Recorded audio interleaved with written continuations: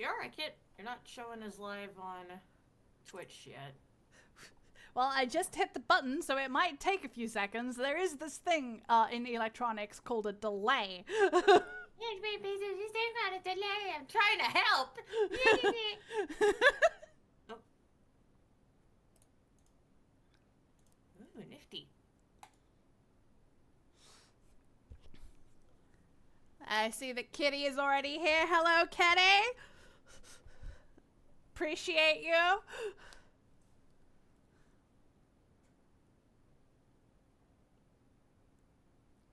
I'm a mod now, guys. I have all this power at my fingertips. Yeah, and you haven't got it all crazy with it. Not at all. Only because I haven't figured out how all these buttons work. Mm-hmm. Speaking of, let's do some quick tech checking. How's the volume? Is Net audible? Is she all right? I'll leave a laugh again just to make sure. Transformers! More than meets the eye. Yeah, happy Easter, everybody. The day that Optimus Prime once again rose from the dead. Yeah, okay. This So, is a listen, lot. you cannot be making my jokes before my jokes! Did you make the joke? Happy Easter, everybody! He is risen! Yes! But you didn't Photoshop him onto a cross, though, like I said! Well, I didn't have time, okay? And I didn't want to use somebody else's Photoshop, so here we are. This is how it is. Ooh, I can pin messages. This is neat. So what is Transformers? Transformers is a multimedia conglomerate, mixed media fictional franchise that includes cartoons, novels, video games, comics, and toys! So many toys. So many toys! There you go. That is a picture of VP's personal collection. No, it's not. There's also Transformers, the live action movies. We don't talk about the movies. Listen. Can I say one nice thing about the movies? No. Please? Wait! No! We don't talk about Kiss players either. Not a joke. Listen. Traumatize yourselves in your own time with that one. You have been warned. Man, what am I supposed to talk about then? You take the movies, you take the Kiss players. What am I supposed to even talk about? So, what's the cartoon like? Oh, you sweet summer child. Which one? We do owe the movie for giving a lot of money to the franchise, though. Oh my god, you remembered BotBots. I still need to watch that. Yes, Nat, I remembered BotBots for you. Yay! I'll be real with you. I'm not even sure this is all of them. I tried. I hope it's all of them. Not including the anime. I mean, you've got, is that Robots in Disguise up there? Get Robots in Disguise, and the Unicorn Trilogy is over here. Where's the... Well, oh yeah, you didn't include the Japanese-only anime. That's fine, though. There's several anime that only exist, in Japan. Good news, weebs! If you are a hater of Western cartoons and only like anime, Transformers has something for you. Technically, Transformers Animated is an anime, but that's a great way to upset people. We're not getting into those pedantics right now. But it's so funny, especially like when it's like, you know the studio who did Transformers Animated. I know the studio that did Transformers Animated, yes. Listen, Those pictures don't even cover all of them. It's feasible for you to watch all of Ninjago, even if it is 17 seasons long and counting. You cannot watch all of Transformers. I have tried. That's... Don't be like me. I'm working on it. I'm working on it. Don't be like I'm me. Working on it. I'm working on it. I'm working on all the anime. Definitely don't be like Nat. What? You say it like I watch too much anime or something. I'm just pulls up my anime list. I've only watched roughly the equivalent of 105 days of anime. It's not that bad. Not that bad. There's people who are worse. So let's start with Transformers Animated, because we're just gonna go through the Transformers shows that I have seen and I can talk about. But there are more. The best one according to many people. Transformers Animated. This is the gateway drug that got me into the franchise. Transformers Animated came out in 2007. So when I say that I became a fan of Transformers in 2007, people assume I'm talking about the thing that we're not talking about. Yeah, this is also what got me into Transformers. I wonder why that is. Why we both have the same gateway drug. With the last spreadsheet, we did a going through season by season for Ninjago. We're not going to do that here because we're not, okay? Instead, Go on, sorry. Instead, we're gonna go over the characters, and each character is being classified into a subsection of characters, and we're gonna talk about them because this presentation is 52 pages long. And if I started breaking down every single character, it would be infinitely longer, okay? Okay, but we can't not talk about why this is both of our gateway drugs. Is there any particular reason why this one's both of our gateway drugs, or?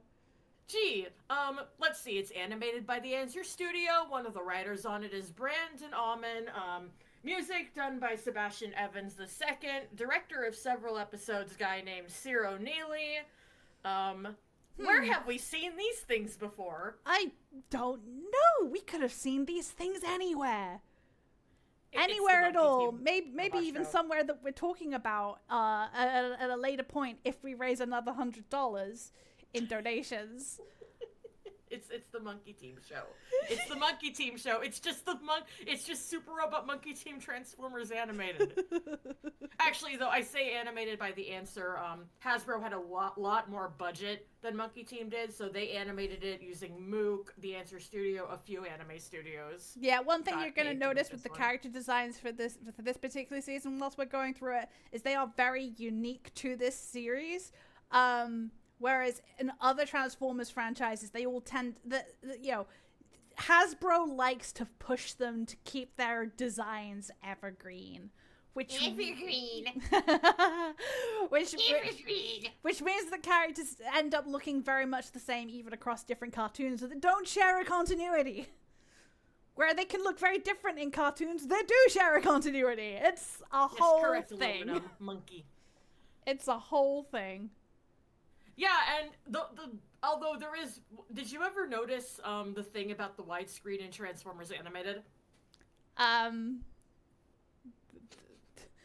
What? Okay, I have to mention Monkey Team to share this fact, but I am getting somewhere. So, when Super Robot Monkey Team Hyperforce Go, by the same studio as Transformers Animated, was originally created in 2006, 2004, it ended in 2006, happy 20 years, they animated the show in widescreen format.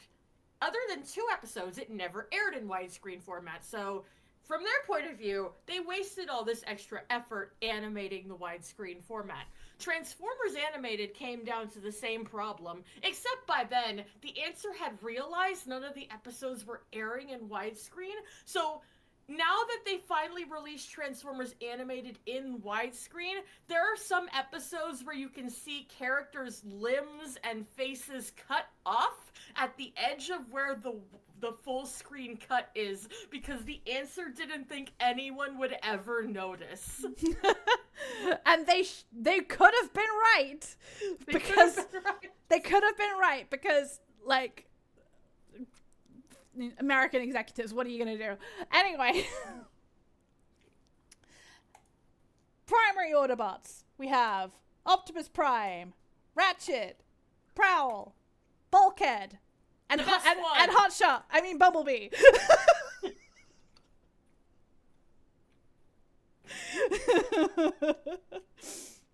Another thing that you're gonna notice with this particular season is we are spoiled for character models, right? We basically got a character sheet for every single character in this show. Even a lot of the characters who aren't very important, except for one notable example that we will see later. The Allspark Almanac, behold, on this holiest of days, our holy Bible. Notable example, notable exception. I can speak English.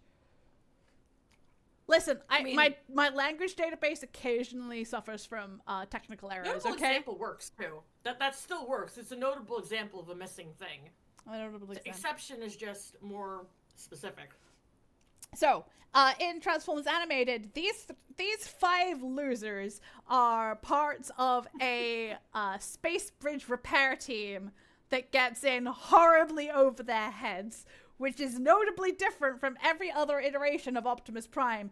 This guy right here is not the leader of the Autobots. He's just some guy. He's just some guy. He's only the leader of these idiots.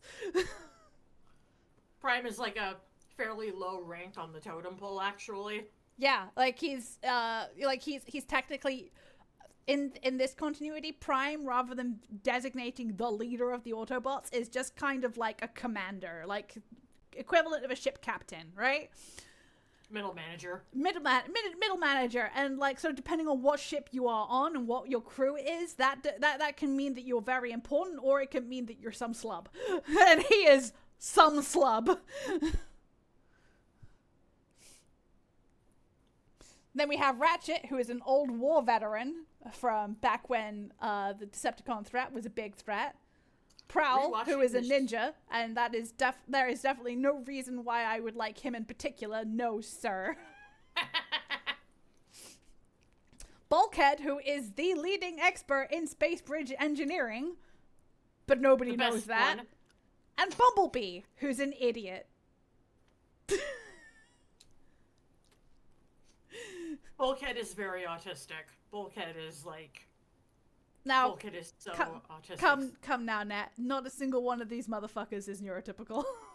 Yeah, I mean, he's like the autistic savant TM. Everyone thinks he's kind of an idiot, and then, like, at one point, they need the leading expert on space bridge technology, and it turns out to be fucking Bulkhead, and everyone is like, what? And he knows everything that he's talking about, and it's amazing.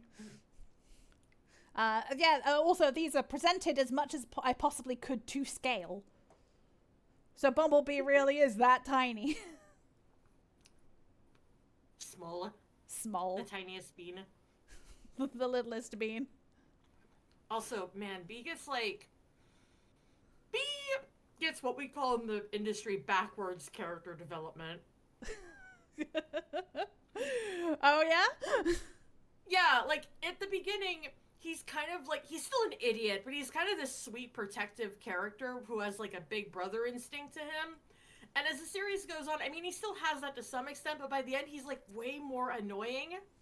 Like, I pointed this out in a fanfic once, and the freaking Transformers podcast picked it up and was like, why doesn't he still get written like the way he is in this Netbugs fanfiction?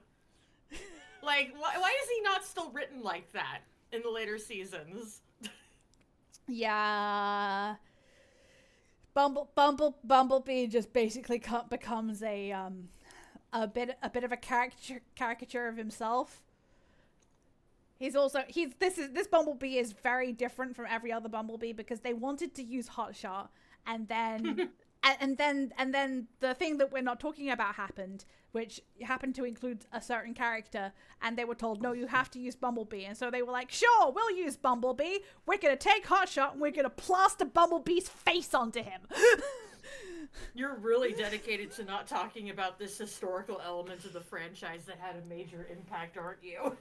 I am so dedicated, you don't even know. So Bumblebee is, he's a chatterbox, he's hot-headed, wait. We're not even going to talk about the good parts of the things we don't talk about, though? No. What? But the good one! The good one! No, we're not talking by about Travis the movies. Knight. We're the not. good one by an animation director. We're talking about Transformers Animated right now, Netbug. Okay. So Bumblebee's actually a good movie. Please watch it. over the course of 3 seasons, wasn't it? Uh-huh. Yeah, Sorry, you caught me drinking energy drink and I nearly choked on it. Over the course of We are so professional. Over the course of 3 seasons, these idiots undergo some serious character development. They go from being space brig technicians to the protectors of Earth. It's very sweet. They basically do the superhero thing, but without the secret identities because I mean, look at them. It's very superhero coded. That's kind of the... Could you imagine Optimus wearing a trench coat and sitting down to do a job interview? Like, yes, I am Barry Silverstone, and I am a human person. Look, just put glasses on him and nobody will recognize him. It worked for Kent. Worked for Clark. he's crouching down by the window in order to participate in this job crouching interview. In this chair. Norman Person, I see. Norman Person. Yes, that is my name. I am here looking for a employment opportunity. I think I could be a good, productive member of the team. Give him a mustache. Give him one of those, like, silly glasses mustache combos and it works. That feels like something this show would have done, though. But yeah, there's definitely, like, a superhero motif going on through this series. The original name of it actually was Transformers Heroes, which would have been way less confusing because it's not the first animated Transformers content at all. Not even so slightly. Why was it called that? Like the vast majority of the other shows that we showed came out well before this one.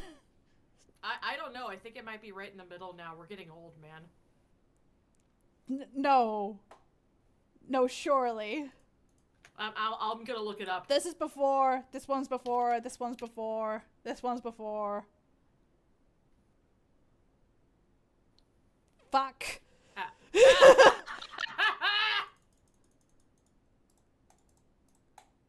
Yeah, no, it's been a while, friend.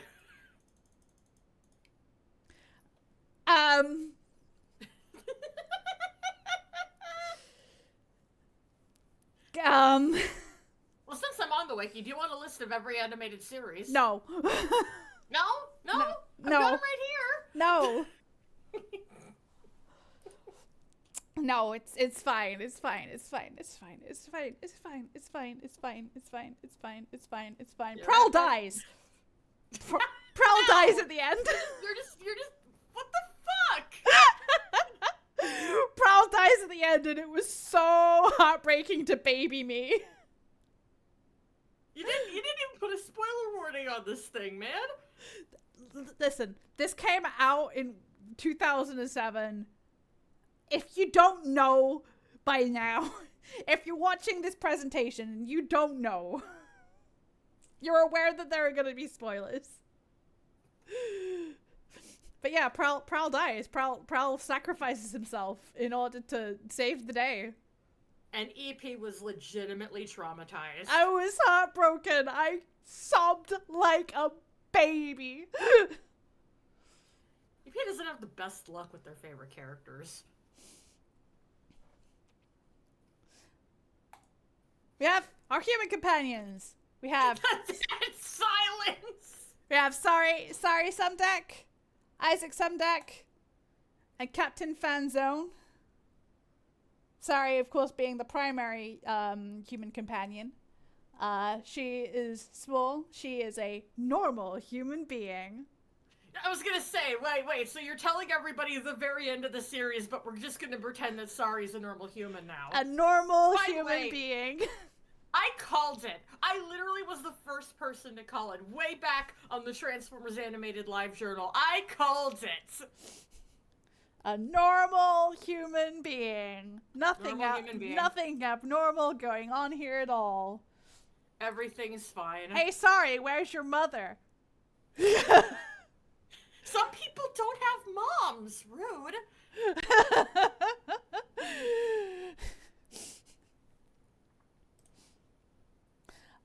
And so one of the driving plot elements throughout the show is that Sari was gifted with this superpowered key that can be used to heal Transformers or do other weird shit. Magic key. Because we all need a MacGuffin in this world, right? Why don't I have my kazoo here for incidental music? God, that's still my favorite part of Be in the City. Like, a MacGuffin, you say? Oh, yes. God. We're talking about Be in the City, right? Be in the City, yes. Good.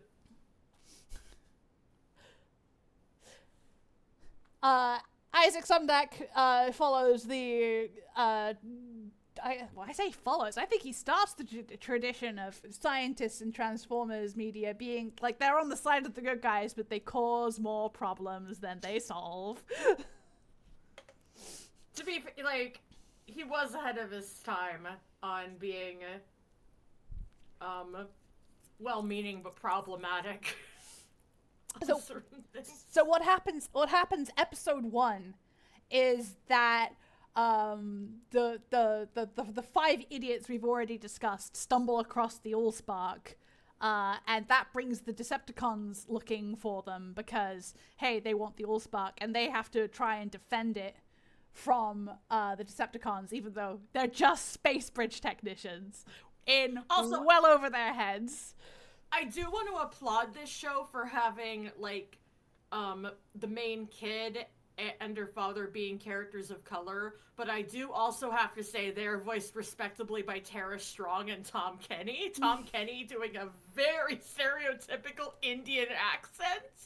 Woof. This is just stuff they did back in the 2000s. Thank you for the lurk, Chief. Hello, Chief. I need to I need to go and do a thing real quick. I have to purge my tanks of something. Nat, keep everybody occupied whilst I'm doing that. All right, you got it. Okay, are they gone? Okay, while EP's gone, let's talk about the live-action movies for a second. Yeah, they kind of suck, but at least in my opinion, and in the opinion of a lot of people who are into animation, but they did revitalize the franchise in a lot of ways. The money that they made really did bring the Transformers franchise back from nearly dead. Before then, there hadn't been that many Transformers series in a long time. There had been some anime, but animated was the first real revival of the franchise in an extremely long time, especially from a Western perspective. So, like it or not, we do owe the movies a bit of a debt of gratitude. That said, there is one of them that is actually pretty good. Bumblebee, directed by Travis Knight, is actually a really nice movie that didn't do well in theaters because everyone was burnt out on how bad these movies were. But it's great. You can find it in your local Walmart $5 bin for DVDs probably because nobody appreciated it. You should watch it. It's fun. I did it. I talked about the movie and EP couldn't stop me.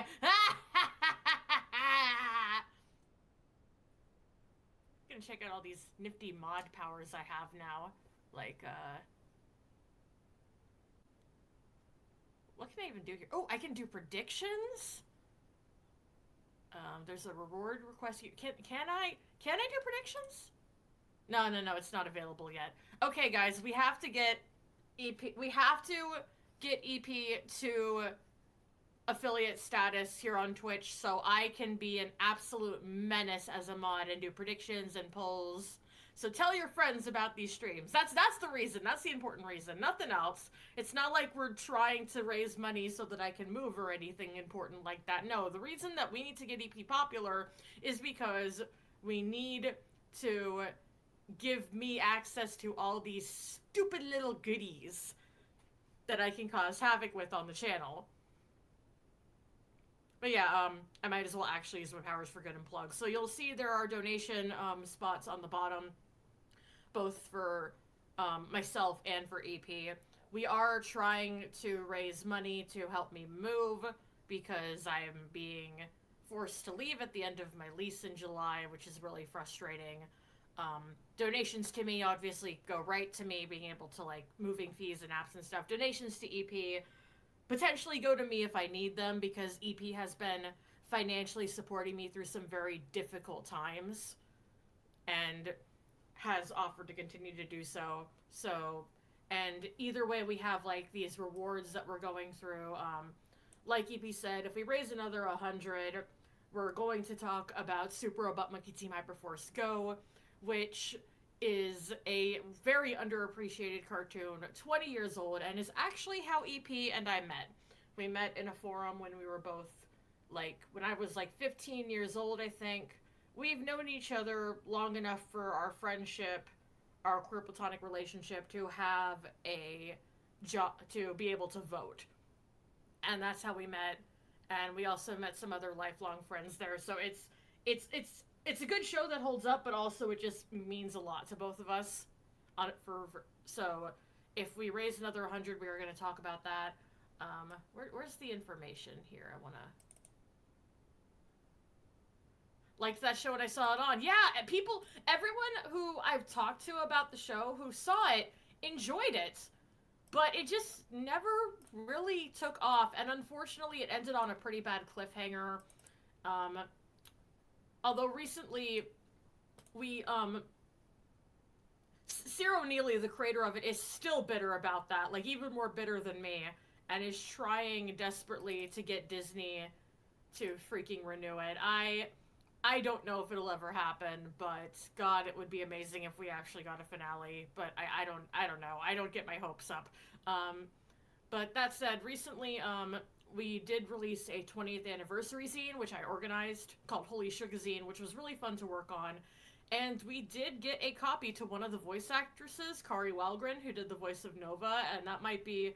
We're trying to get them to more of the voice actors and to Ciro, and that just made my entire life. But yeah, so if we raise 200 more, EP is willing to subject themselves to sensory hell by letting me do kazoo cover requests for people in chat. 300 more, EP is going to rant about Hamilton. If we reach 750 total, so that would be 450 more, we'll do a Lethal Company playthrough with me, Layla, Sunny, me as far as my computer will let me. It is being very rude lately. And if we somehow hit the big 1,000, EP is willing. This is a show of friendship on EP's part, because EP does not like talking about being a filthy homestuck anymore, but they are willing to do it if it comes down to it. To talk about Homestuck. EP used to be incredibly into Homestuck back in the day. So That's the tier rewards we have planned out for this. I'm trying to think of.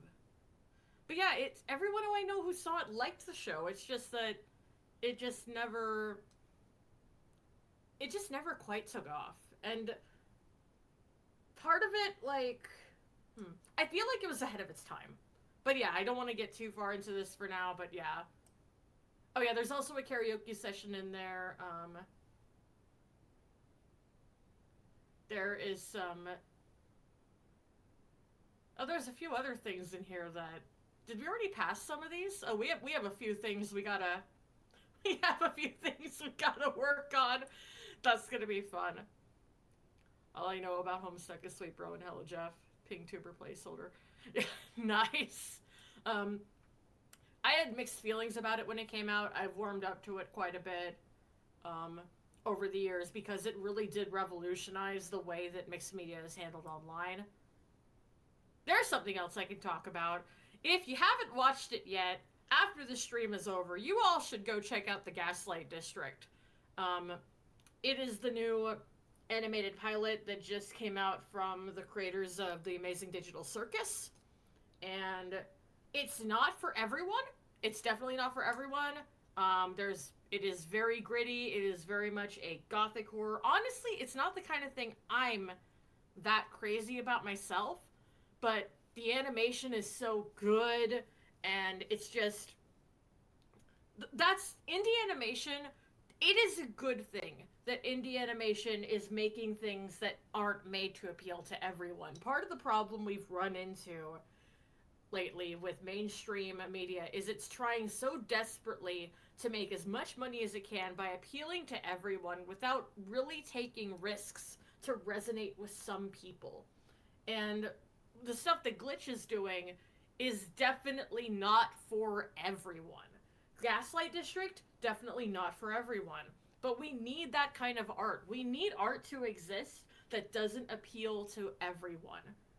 Because there's stories out there that not everyone can relate to that are still valid. And I'm just really glad to see Glitch taking those kinds of risks. So even though it's not personally my favorite of their works, although I did like the first episode enough that I would watch it more if it continued, I want it to get made into a full series. So if you are into, hello Azzy, we're waiting for EP to come back from a quick AFK, and I am just rambling about whatever nonsense I can think of. Talking about the movies earlier, which EP said we're not talking about, but you can't stop me. Oh, I just realized EP's gone. I can also list off every animated series now. EP can't stop me right now. I can do whatever I want. Let's see. Hi, Locko. Welcome. First time chatter, welcome to the channel. I am not EP, I am Netbug009. I'm holding down the fort for EP while they're AFK, and being a menace by talking about all the elements of Transformers they said they weren't going to talk about in their presentation. So, list of every Transformers animated series, including the Japanese ones.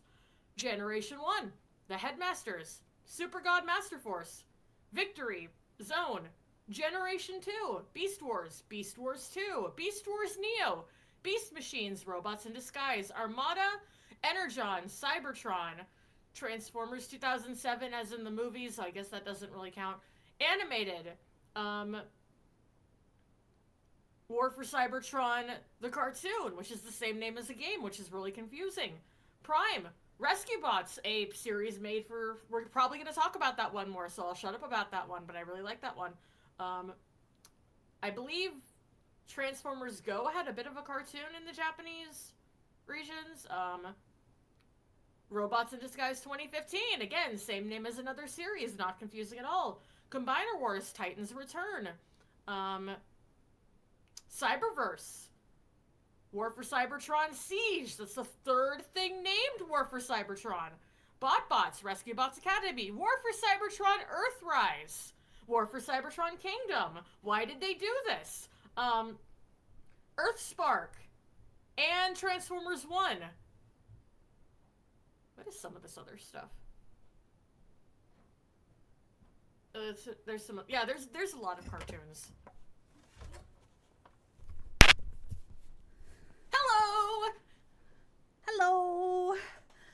We were talking about, guys, chat. Just play cool, okay? We definitely didn't talk about the stuff we're not supposed to talk about. So, continue, EP. Nat, you didn't talk about the stuff that we're not talking about that I have a slide specifically for us to not talk about on, did you? What? Maybe just a little. Also, I listed out every Transformers animated series. Anyway, sometimes sometimes you get an overflow ping on your HUD and you just have to go deal with that. You can't. Oil change time. Yeah, oil change time. There's so many Transformers. Oh boy. Oh boy. I know it. So yeah, what we were talking about so yeah, episode 1. They get the all spark. The Decepticons show up. They fight them. They go through the space bridge, and end up on Earth, which is well out of regular Cybertronian space, and crash land. And this motherfucker finds Megatron's head and decides to promptly start reverse engineering it to create the technological revolution that we all crave. What could possibly go wrong? EP, I think you might be biased about wanting the technological revolution. As a robot. That was a joke. That was a joke. Play along here. I'm trying to help give you lore. I was being sarcastic. But you're a robot. Isn't the technological revolution a good thing for you? Listen, the technological revolution did things to my planet that are unspeakable. And we're not... Therefore, we're not going to speak of them. Oh, mysterious lore. Lore? Lore? Here? With me? Never. Gasp. Yeah, so yeah, this motherfucker gets Megatron's head, uses it to build a technological empire, and nothing could possibly go wrong from there. He definitely doesn't accidentally rebuild Megatron because Megatron pretended like he was a good and noble Autobot that the other Autobots would be so sad to see in the state that he's in. Megatron in animated is interesting. He's very sinister. He is a very good manipulator. Like he's also definitely like the least of this was kind of like, how do I word it? The last... No, that's not fair, because the Unicron trilogy... He's one of the less redeemable Megatrons. That's saying a lot, because it's Megatron, right? Yeah, Megatron is kind of a bitch everywhere, but, like, Megatron in animated is just straight up sinister. Although, some of the stuff in the Allspark Almanac makes you question the good and bad lines going on in the series. Listen, there is definitely issues with the Autobots in... Yeah. Listen, just because the Autobots bad doesn't mean Decepticons not worse. Autobots bad, Decepticons worse. You can't spell autocracy without Autobots! God!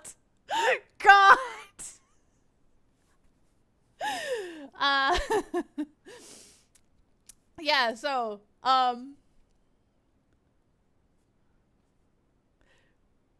goodness. Speaking of Decepticons, oh no, wait, no, never mind, ignore me. The Elite Guard. These are Speaking of Decepticons, the Elite Guard! Speaking of Decepticons, the Elite Guard. We have Jazz, we have Sentinel Prime, we have Ultra Magnus, and we have Blur. Also, Jazz is continuing a very important tradition in Transformers lore where the men always have bigger tits than the women. Always. Every time. Always. We got Jazz and his giant robot tits. Not as giant as they are in other continuities, though.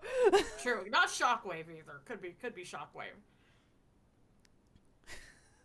No, I think Shockwave is pretty flat-chested in this continuity too. Okay, in this one, yeah. Wyatt, rest his soul, had some restraint. Yeah. The designer behind the wonderful designs for this show, Mr. Derek Wyatt, is unfortunately no longer with us. He was fantastic. Rest in peace. He did some great design work. Lauka says, wait, Transformers have big titty? Lauka, my dear, Transformers have enormous titty. So much big robot titty. Unless you're a girl. The girls are all flat-chested as a point.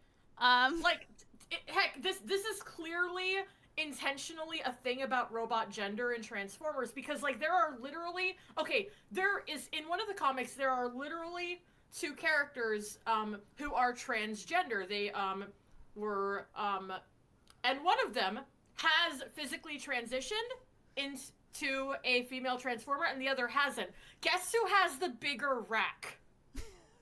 The one who didn't transition physically. The one who hasn't physically transitioned. Yes, Kitty, there are Transformers. It took them long enough. We are talking about the comics, right?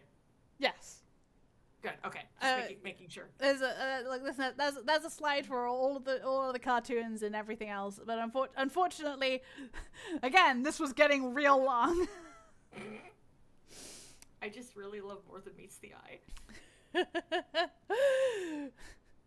Unfortunately, there will be no visual aids for More Than Meets the Eye, but you know. So yeah, this is the Elite Guard. Ultra Magnus here is the leader of the Autobots. Sentinel Prime is like the captain of the Elite Guard. Jazz is super cool. Blur is fast. Blur is speedy. Blur fast. Oh yeah, also everyone has like these really prominent chins in the designs in this, to the point that when it first came out, people were calling this Transformers chins. Chinformers! People really had to warm up to this show. Like, at first, people were like, what is this kid bull crap? You know, the way that people were with, like, Legend of Zelda Wind Waker, which nobody ended up ever liking or anything like that. I mean, to be fair, this is the Transformers fandom that will complain about every single new show that comes out ad nauseum. Mm-hmm. Because it's different, therefore it sucks! I love Transformers, and I do love elements of the fandom, but God, being a fan of any 80s show franchise is suffering. The Turtles fandom is the same way. They're still annoyed about Rise. Move on, guys. How dare you do something that isn't exactly the same as all the other somethings that have come before? Like, buddy, if you want the same shit as you had before, just rewatch it. Or go, like, read the plethora of G1 comics. Like, God, you're not spoiled for... Rise is so good. Thank you. But we're not talking about Turtles right now. We're talking about... I just... Maybe I should make you watch the whole series. Like, I made you watch the movie. Another time. So yeah, these motherfuckers show up eventually, and they're like, "Hey, what's going on over here?" And and Optimus is like, "Well, we've been protecting the Allspark. It's been a whole thing. Where have you been?" And they're like, "No, Optimus, you cannot be doing this hero stuff. That's not in your programming."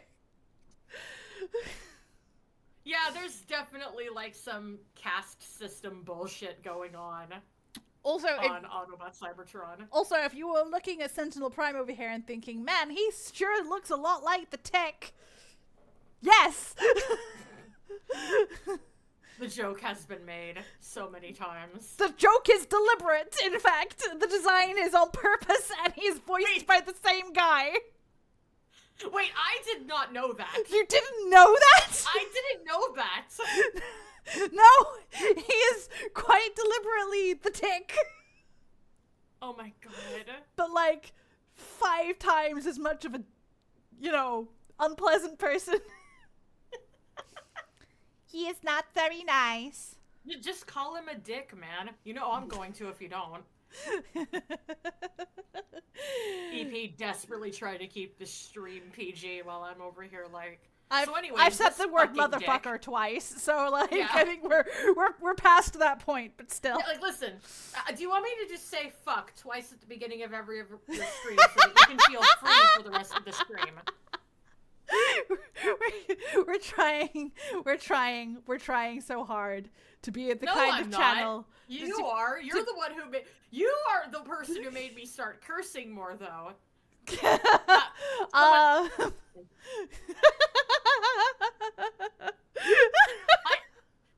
Fuck was not permitted according to Automod. I fixed that. Oh no! Oh no! Oh dear! Oh dear! Oh no! Let's see. There we go. Why would you pin that? Because I have the power. You monster! Also, while you were gone, I was telling people we gotta get you to Twitch affiliate so I can abuse all these other little goodies here, like polls and predictions and channel points. Oh, there's so much good stuff I can do to make you more entertaining, EP.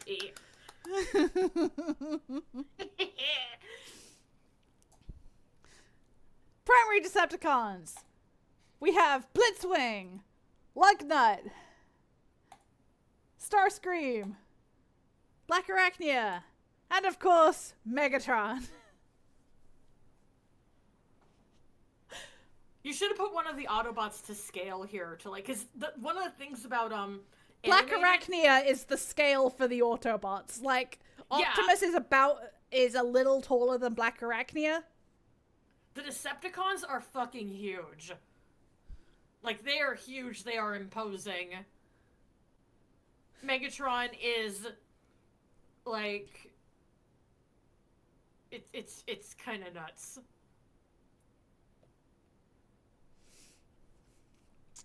Blitzwing has a thing going on where he has 3 personalities, and his face swivels to switch back and forth between them.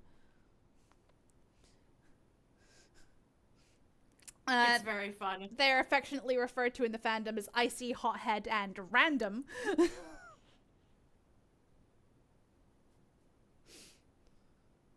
They are lawful evil, chaotic evil, and chaotic.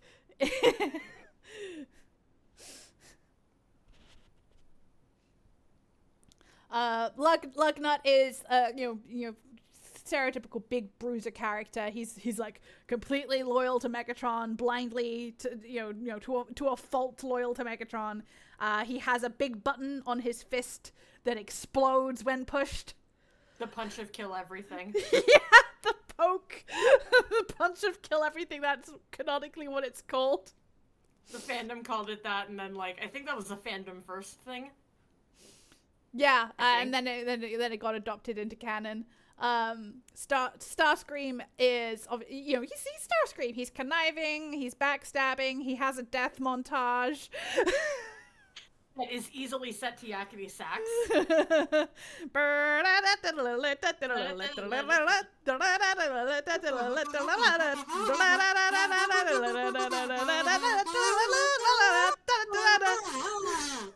Yeah, he dies 50 times in a row, and it keeps coming back because he has a fragment of the Allspark embedded in his head, which makes him effectively immortal.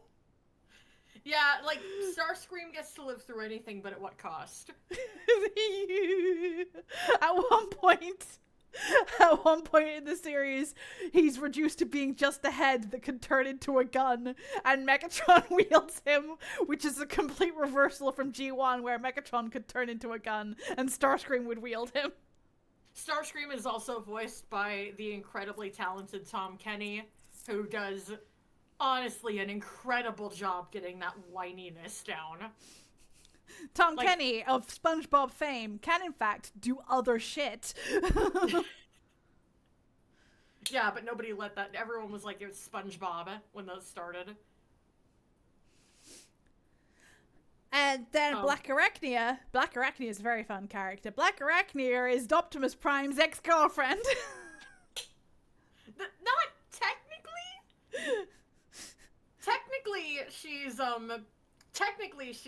She's Optimus and Sentinel's both. Will they, won't they? She's friend. technically Sentinel's ex-girlfriend. And then But she had the power to replicate other people's powers, and she used it on a bunch of organic spiders and became a techno-organic. And everyone's like, "Ah, how horrifying!"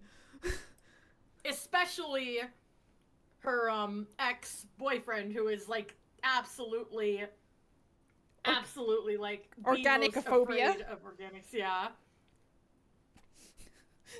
Sentinel Prime, on top of other things, a bigot. Sentinel Prime is just, the writers will make him do whatever makes him the biggest dick in the moment, even if it doesn't make any sense. And honestly, good for them.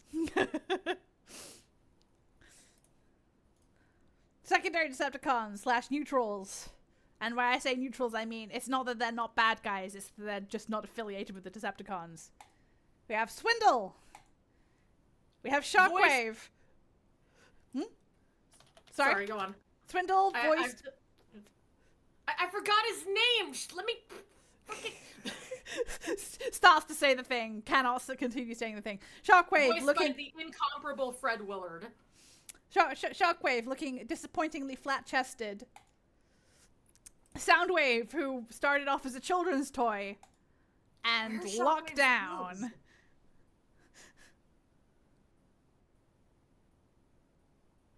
You know that you made a good character when they shove him into the live-action movies. Oh yeah, the thing that we're not talking about. Don't worry, I talked about it while you were gone. You tried to trick me. Don't worry, I talked about it while you were gone. It's fine. You shouldn't have. I had a slide for this. It's okay. You'll have. How did you not know after we did the Ninjago rant that I was going to have a slide for talking about the movies? Because you actually don't like the movies. It's different. I don't know. You ruined it. Well, excuse me. I feel like I have also made this stream better in enough ways that I should be forgiven for it. I let chat say fuck. Chat loves me now.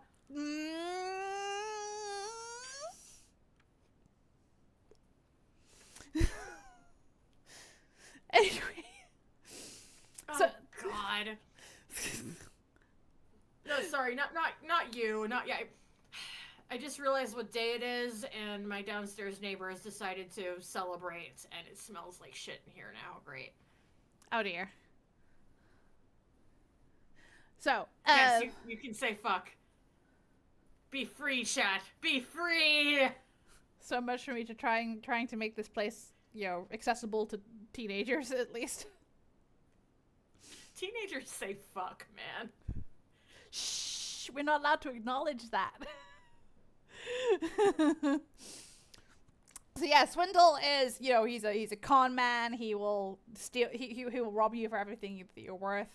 Shockwave is an undercover operative working among the Autobots, referring to himself as Long Arm Prime, something which I wish I had an image of, but I don't. You can literally see his glowing big eye on the top of his head. It was so obvious that everyone in the fandom immediately was like, there he is. Soundwave, like I said, he started out as a children's toy that Sari kept upgrading with her key, but this was deliberate because Megatron designed a children's toy for Sari to keep upgrading with her key until it became a minion for him. And now he's a really cool children's toy. Have you seen his toy? It's so good. I think the plan was originally for him to get big enough and strong enough that he could become Megatron's new body, and then that backfired when he developed a personality. Okay, but his toy is so good. It balances so good. He comes with a little laser beak that turns into a fucking guitar. All of the Transformers animated toys are really good. Yeah, but his especially is just here's the thing. this fandom never fucking appreciated how much Transformers Animated spoiled us.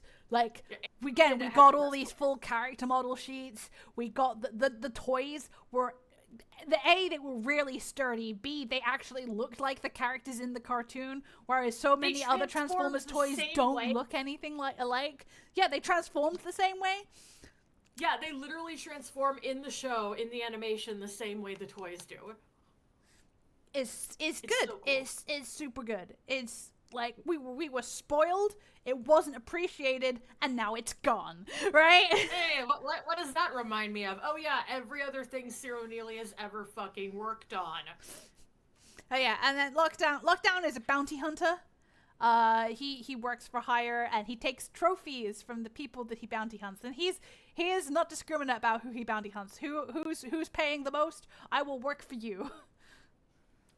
Have you rewatched Ratchet's episode as an adult? Horrifying, isn't it? Yeah, Ratchet has actual war PTSD in relation to this guy, and the way it's written is legitimately fucked up. Like, rewatching it as an adult, I was like, oh god, yikes. Like, to be honest, like, Ratchet and Prowl both have, trauma related to this guy in particular. This guy comes along and he fucks you up, right? Yeah. He fucks you up. He leaves you shivering and disheveled and uncertain of yourself. And then when he shows up again, you're like, oh, you motherfucker. I made him stab a child once. God, role plays. Oh yeah, me and AP have a really extensive Transformers RP. Yeah, we should. If we start talking about that, we're never gonna stop. I just might sprinkle in an inside joke here and there, like that time I had him stab a child. Don't worry, he paid for it with his life. God. Human villains. Transformers Animated was the first Transformers series to give us serious human villains who were like reoccurring and did stuff like fairly frequently. And the Society of Ultimate Villainy, directed by Ciro Neely. And like, again, the fandom didn't appreciate it. They were like, oh, well, it's so much cooler when the Decepticons show up. And I'm like, buddy, without the episodes with the human villains, you wouldn't know the characters well enough for the Decepticons showing up to really hit properly.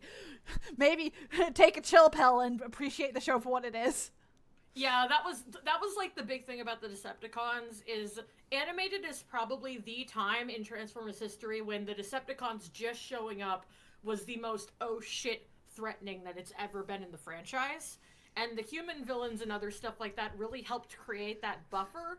When Megatron shows up, it is like, ah, shit. What heck, when Blitzwing and Lugnut show up, it's like, ah, shit, and they're the goofballs. Yeah, like, they're supposed like to be the Team Decepticons Rocket wouldn't things. hit half as hard without the human villains, and these motherfuckers get no respect. Yeah. So we They're have... not supposed to. That's the idea.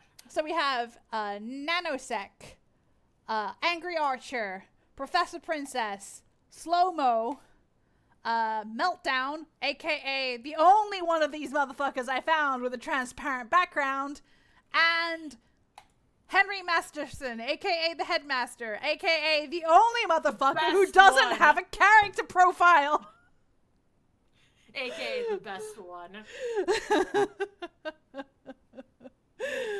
Henry Masterson shows up, says the most outlandish slang possible. Gamer Bros all over the place. Total ownage, noobs. God. Ownage! Total ownage! He would have loved the modern internet. He would have been like a streamer. He would have enjoyed himself so much. Also, if these look familiar, yes, a lot of the character design team is the same people behind Teen Titans. So yeah, so these are the human villains. They reoccur. They do multiple things, and the Autobots have to take them down, and it's fun. It's fun. It's lighthearted. It's goofy. Sometimes. Those legs are wild. Episodes. Yeah. Listen, as a Zero fan, SUV could have been a better episode.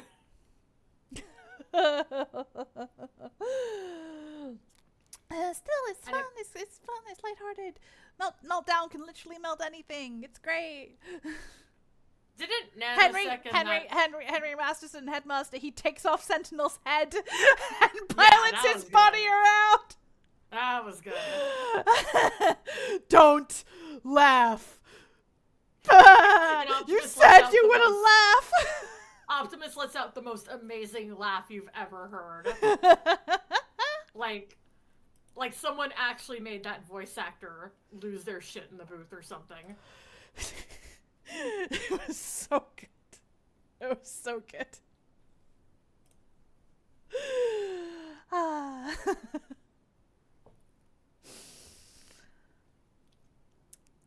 So yeah, that's Transformers Animated. It was 3 seasons. It was really good. You should go watch it. You know, don't be sad when Prowl dies. Be devastated. The fuck, man. Don't feel it in your soul. If I had to suffer, so does everyone else. Don't whimper and cry and shake at the small little smile he gives when he knows he's Oh, going man. to die. Hey, it's been 18 years now, hasn't it? This should have God. been 18 years ago. God. It's gonna be 20 years old soon. Oh. Maybe we'll get some new toys. There are so many other characters in the series that get serious screen time, so we're just going to cap it at those ones. Just if you need to know any more, consult the holy text. Holds up the Allspark Almanac. Sacred text. Sacred text. Sacred text. Sacred text. And then there's Transformers Prime. This was the series that came out after Transformers Animated. And it was also really good. It might have been better than animated, as much as I love animated. Listen, animated is my favorite.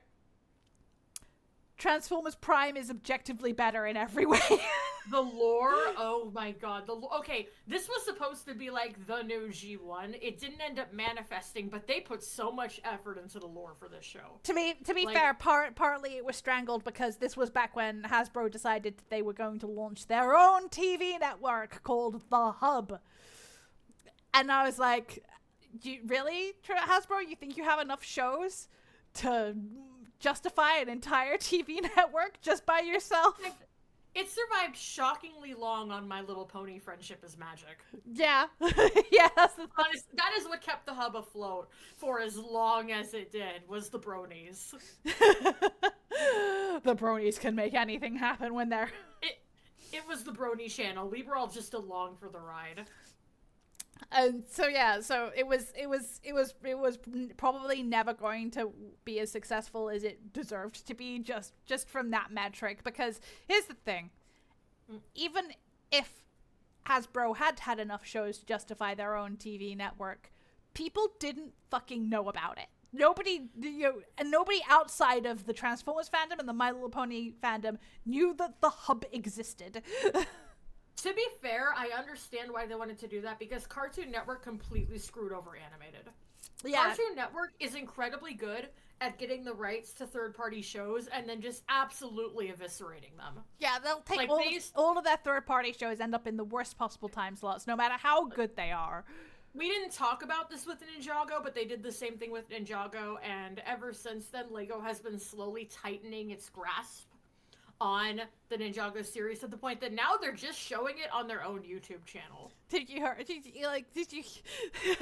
God, it's a whole bunch of the Ninjago seasons have been taken off of Netflix because Netflix forgot to pay something, I think. I forgot to pay for Ninjago. Netflix takes Netflix by the shoulders, shakes it vigorously. You needed this contract. The reason that Ninjago has survived as well as it has while Transformers has floundered in ways is because one has just way better toys than the other. Well, yeah, that, and also Hasbro just keeps on making bad business decisions, whereas LEGO keeps making good business decisions. Those business decisions include really bad toys, especially lately. Have you seen what costs $20 in Transformers now? I'm not. Ugh. Like, I didn't even buy that many of the Earthspark toys because, Christ! Yeah, no, hot take. The toys haven't been good since Transformers animated. There's never been as good as animated since animated ended, right? Well, there's never as good as animated, and then there's what's going on now. Like, listen, I bought a Megatron Earthspark toy because of course I did. I'm a loser. But I didn't even buy my daughter. They were just too expensive for what you got. You still owe me Nightshade, but we're talking about Earthspark later. I've got them. I've got them. They're here. I need to send a big old box of many things to you because international shipping is expensive. That or you need to visit. That's also expensive. Is it as expensive as international shipping? Yeah, it's more expensive. It's funny how it's more expensive to ship a living human being than it is to ship a box. But I want you to visit anyway, so you might as well save the shipping and just take it with you when you come. Right now, we trying to move me to new apartment. Yeah. But speaking of, we're fundraising for NetBug's new apartment. I did mention this during you were gone. I mentioned this while you were gone, too. I did make myself useful. So, this Transformers Prime.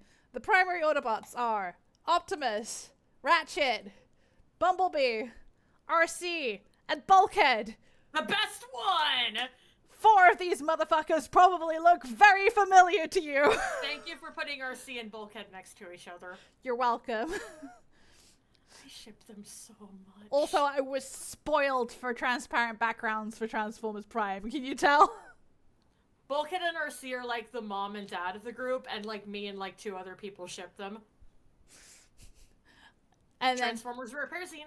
Ratchet is the grumpy grandpa. Who is voiced by Gyrus Crinkle. Behave. Sorry. Behave. We haven't been funded for the Monkey Team Rant Sesh. We can't be doing this. I can drop hints and remind people of funding for the Monkey Team Rant Sesh. Bumblebee is mute due to reasons that we do not discuss. What do you mean reasons we don't discuss? He had his voice box ripped out. No, I mean, we're not talking... because we're not talking about the movies, we can't talk about why they decided to do that particular character decision for Bumblebee. It was in the game. Yeah, it was in the game because of the movies. But we could have just said it was in the game and not you brought up the movies here. That was on you. Anyway, Bumblebee speaks in blips and whirs and squeaks, and all the other Autobots can understand him, and one other character can understand him, but you know, they do that thing where Bumblebee will go, and then Optimus will go, "I agree, Bumblebee. It does seem suspicious that Megatron is up to these nonsense. Hi, Layla." Hi, Layla. It's like C-3PO and R2-D2, but you know, everyone can understand him instead. So for all we know, he's just as foul-mouthed as R2-D2 before, like, and he's saying fuck half the time. Who's to say? No, can't prove me wrong. I mean, I literally can't prove you wrong.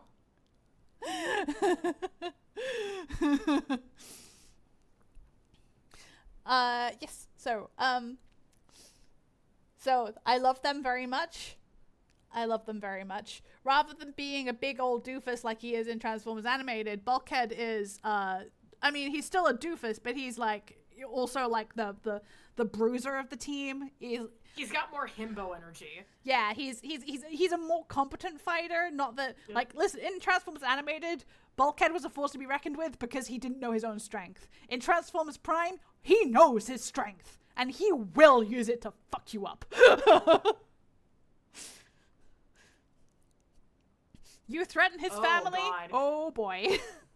Was this the first time the Wreckers were mentioned in one of the cartoons? I think it might be. Yeah, so... like, it's really easy to talk about how this connects to the thing we don't talk about, but it also connects to the comics quite a bit. I think it might predate the thing that we don't talk about, actually. I think they were a big deal here But before they were a big deal there.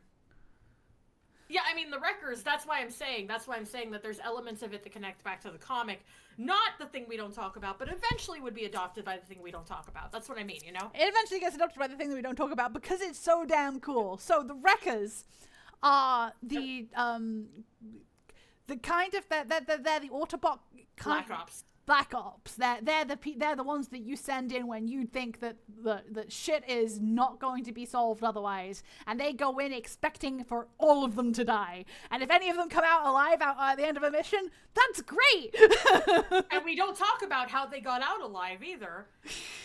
Aluminum Kitty says, I liked RC because pink, but this design looks really cool. Yeah, they were definitely in their era of, they wanted to include more female rep, but they still didn't really want that female rep to be too feminine. Yeah, oh, well, Like, also the thing with RC is that she was initially going to be pink, but then because her human companion is a male and she's a motorcycle, they were Hasbro was basically like, it's gonna look really stupid if this boy character is riding around on a pink motorcycle. So they do lampshade this at one point where RC mentions that she, like, shudders at the idea of being pink. So, you know, she's one of those girls. She's not badly written like some of those girls can be, but like she's the I don't do pink, I don't do girly stuff. But she's also a really she doesn't really shudder at it. It's more of a it's a less of a the joke isn't quite that severe. It's at one point you see Bumblebee is yellow with black stripes, and at some point they're having to go a little bit more incognito than they were previously, so he flips his color scheme, so he's now black with yellow stripes. And my color scheme, I'd be pink. Yeah, that's the joke. It almost feels more like she's joking about, you know, again, Jack having to ride around on a pink motorcycle than she is going, ooh, pink, what a horrifying color. Who would ever want to be pink? But easily my favorite out of all these five is Ratchet, because he is so good. Ratchet is so good. Ratchet is so good. My baby boy. Listen, Ratchet, as a lesbian. Points at an old man. Baby boy! that Ratchet has a weird amount of hot uncle energy to him, honestly. As a lesbian, I would tap this male robot. That's true. I mean, I'm still asexual too, but I would potentially smooch this male robot. Remember, kids, if they're fictional, it doesn't count.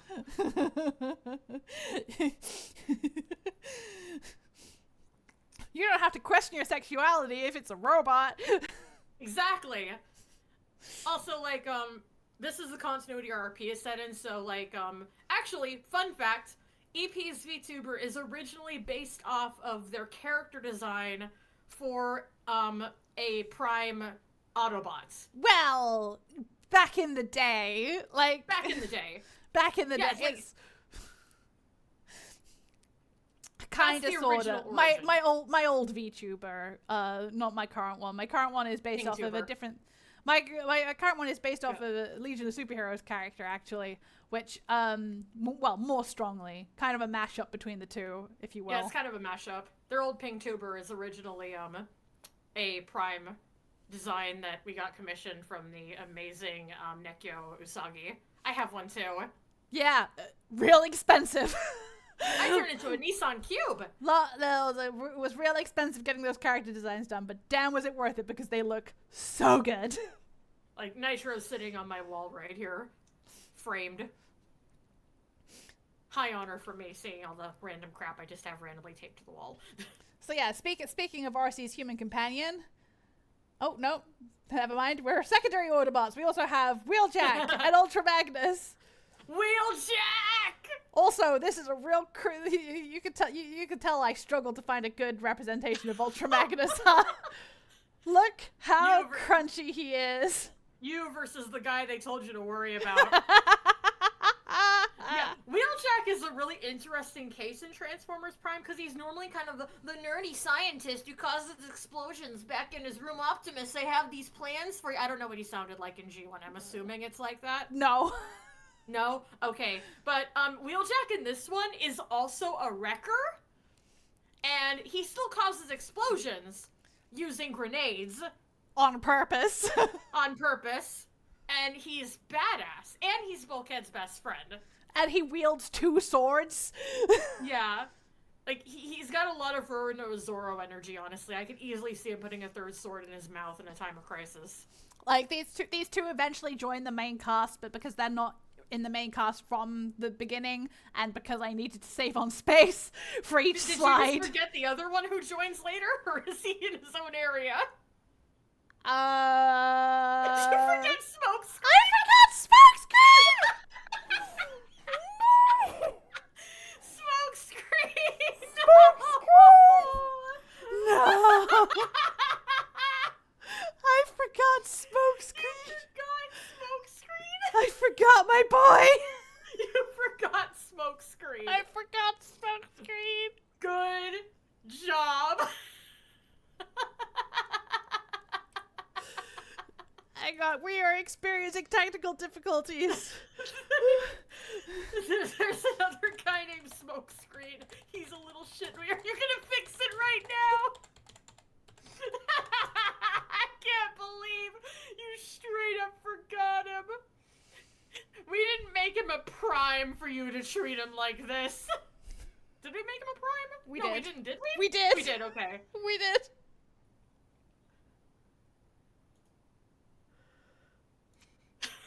Amazing.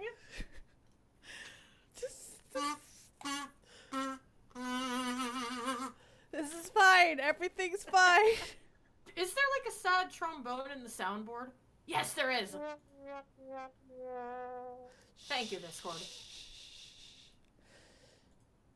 It's fine. Everything's fine. You forgot, boy. You forgot.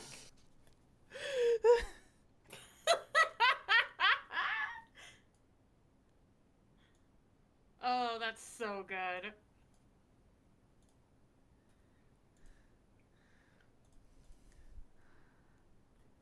Everything's fine. Don't worry, I got some old music here. He too. is. Hey! He was just hiding. It's fine. He was just hiding. It's fine.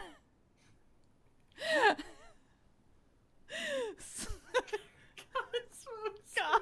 Also, thank you for putting him in the middle so there's a buffer between Wheeljack and Shoulder Pads and McGee. Probably safest for everyone involved. Wheeljack and Shoulder Pads do not get along very well. It is on site with them. Yeah. Yeah. But, you know, they don't get along in that way where there's a lot of interesting fan fiction on that topic, if you know what I mean. Listen, there's a lot of interesting fan fiction when it comes to Transformers in general. Prime, though, in particular, is really good at making characters who hate each other seem like they're 2 seconds from not hating each other quite in the same way. I hate you more, let's kiss! Why is everyone so hot? Why is the Prime voice crew just, like, trying to be hot all the time? Listen, as a robot myself, it is completely normal for me to be attracted to these characters. You, however, have no such excuse. Well, whatever. Look, with the amount of microplastics on my planet, I'm at least, like, partly inorganic at this point. Oh dear.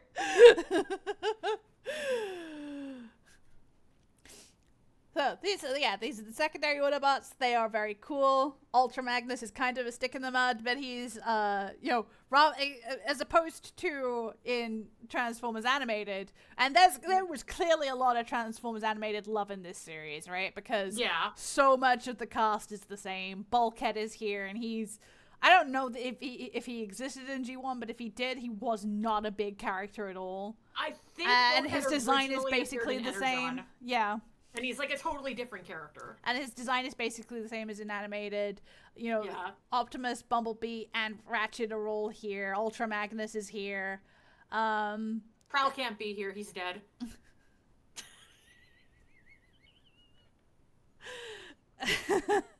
They wanted to... They wanted to include more girls, so the one bicycle got swapped out for a different bicycle.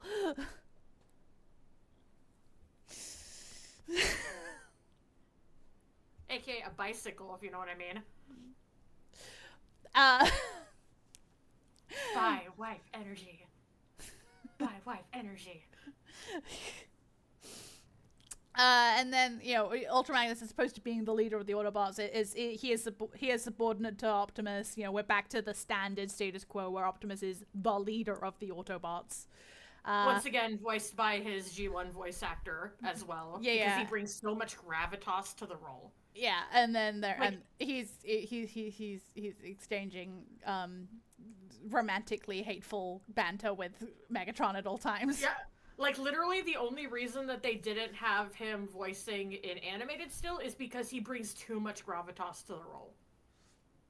Yeah, you wouldn't have been able to take him seriously as just a space bridge technician. Yeah. Also, this Ultra Magnus is, like, a stickler, but in a really autistic way, and it's adorable. What do you mean you're breaking the rules? These are the rules! Yeah, and, like, he gets all sad when everybody seems to, like, not really like him very much, and he's kind of standing in the corner by himself. But Optimus's greatest superpower is just connecting with everyone. He's so good. He's so good. I love him. Optimus, I love how Optimus is written in Prime so much. He's this bastion of warmth. Like, he can kick ass, but his greatest power is his ability to bring people together. He just loves everyone and everything so much. Even Megatron, to this day, he loves him and just wishes that he would stop. But he recognizes that he won't, so he's like, I must do what I must do, but damn, I am sad about it. Yeah, like, there is a moment where he eventually finally goes, okay, we need to kill Megatron, and everyone is like, oh, shit! Are you sure, Optimus? Are you 100% sure? Are you okay? Optimus is mad enough that he wants to kill Megatron. Shit just got real. Yes. So, those are the secondary Autobots. Primary humans. We have Jack, who is RC's partner. Miko, who is Bulkhead's partner. Raph, who is Bumblebee's partner. He is 12 and a quarter. And I love him. Man, Miko got so much hate when the show started. Here's the thing about Miko. People were labeling Miko as, okay, first off, the use of Mary Sue labeling is bullshit in and of itself, right? Mm-hmm. But Miko isn't even a Mary Sue. Miko wants to be a Mary Sue. Miko wishes with her whole chest that she was a Mary Sue. But no, everything that she gets, she has to fucking earn it. Yeah, try as she might, the plot refuses to wheedle its way to just be about her. Yeah, the plot refuses to let her have anything easily. And she desperately just wants to be the cool girl who saves the day and blows things up. And, like, she gets there, but she earns it. She earns it with a lot of trauma. Everyone in this group, traumatized. And then there is Agent William Fowler. I love him. Abraham Lincoln. Agent William Fowler will have a stern talking to you if you break the rules, which you will frequently. And he has so many Americanisms, but in like the most entertaining way possible. Like, you can eat my star-spangled shorts. I'll be a bald eagle. Oh, Uncle Sam is not gonna like this. Well, yeah, he's like patriotic, but in like a fun way. Yeah, goofy and entertaining. This was the late 2010s. Being patriotic didn't automatically mean that you were an asshole. And then there is Jack's mom, June Darby, who in one of her first times meeting the Autobots, immediately flirts with Optimus Prime. It is beautiful. But when he's gone, asks where Optimus is, and when told that he's out on patrol says, and I wore heels and everything, much to the absolute and complete mortification of Jack. She's incredible. She's the best. The fact that she, like, that fact that Fowler gets shipped with her, the fact that she's, like, willing to settle for a human, shows how cool Fowler is, honestly. Iconic of her, really. Iconic. Like, she picked the best human, so it's fine. They don't actually really get together in the show, but it's hinted at, and I ship them. Netbug, once again, mistaking her ships for canon content. Well, hey, this one at least was actually, like, okay, no, actually, Bulk C was teased, but it was teased in kind of like a... This was more really canonically teased. Bulk C was kind of teased in a weird early on way, where it was kind of like, what the hell is this episode? Why are they ship teasing them? But then again, they also ship teased RC with Wheeljack, so what does that mean? Who knows? RC being the team bicycle in more ways than one, if you know what I mean. Wink, wink. I'm sorry. I'm sorry. No, you're right. Why? She's the only girl, therefore. We got a ship teaser. Like, God, remember that episode in Plus One was a weird episode, though. This was back before Steven Universe broke the seal on allowing gay shit in TV shows. And even if Steven Universe had come out, you know for a fucking fact that Hasbro would have been more stubborn about it than anyone else. Hasbro did start allowing queer content in My Little Pony as the show went on. Yeah. I mean, there is a difference there, unfortunately, still, because there is this double standard about how accepting men and women are going to be to these things. But Hasbro, to Hasbro's credit, My Little Pony did start having some, I wouldn't say that they ever... No, they did have a flat-out queer couple in one part. They had a very blatantly queer, to the point that the joke was them pretending they weren't queer, couple in an episode that was clearly marketed at the fans. And that episode took one of the most popular background ships and had them tell each other through the whole thing how you're my very best friend, while gazing at each other in the eyes in a way that was clearly intentional. And at the end of the series, there is, this is not an absolute for sure, but it's heavily implied that Rainbow Dash and Applejack are living together and basically married. Anyway. So they did more. Some of that was after the Steven Universe ceiling broke, but to give them some credit. Anyway, yeah, RC was the only girl, so of course RC got shipped with everyone. And Sorry, Miku managed to escape from that by association of being a Miku. You just called her Miku? Fuck. Miku? Hatsune Miku! Is that you? Miku! Have you finally come to put me out of my misery? Please, I don't want to be this slack three-dimensional model. Moving on!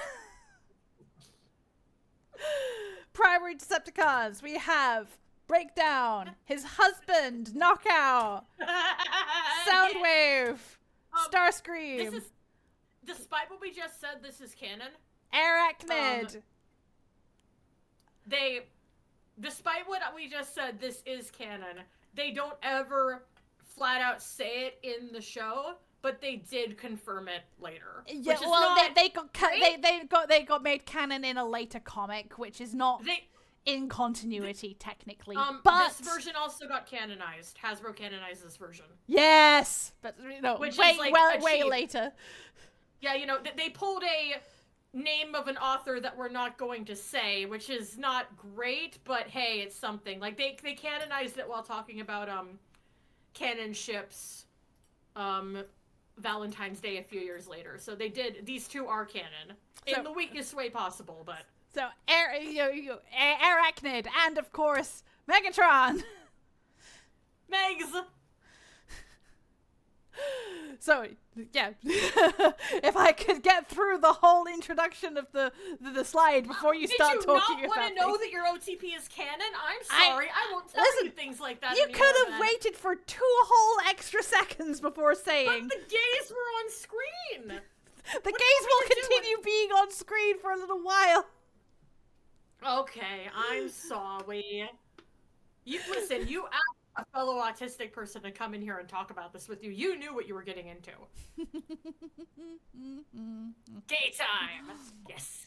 Yes, so these two over here, they kiss. Kiss, kiss, kiss, kiss, kiss, kiss, kiss, kiss, kiss, kiss, kiss, kiss, kiss, kiss, kiss. Soundwave doesn't talk in this continuity. That's fun.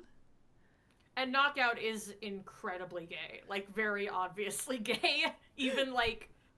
Even before them, like, flat out canonizing it later, Knockout is... One of the first things that Knockout does in the series is, whilst Optimus Prime is in truck mode, he drives up next to him slowly, wolf whistles, and says, "Nice rims." Starscream refers to him as one of those. And Now, he means it as Knockout preferring wheeled vehicles over flight, but the parable's there. He's great. Knockout is amazing. I love him. Someone one time at a convention asked if Knockout was gay. Oh, and, someone, you say.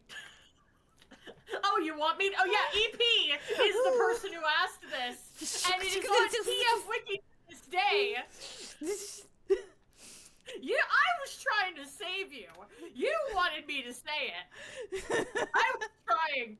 It is on TF Wiki to this day what came out of that.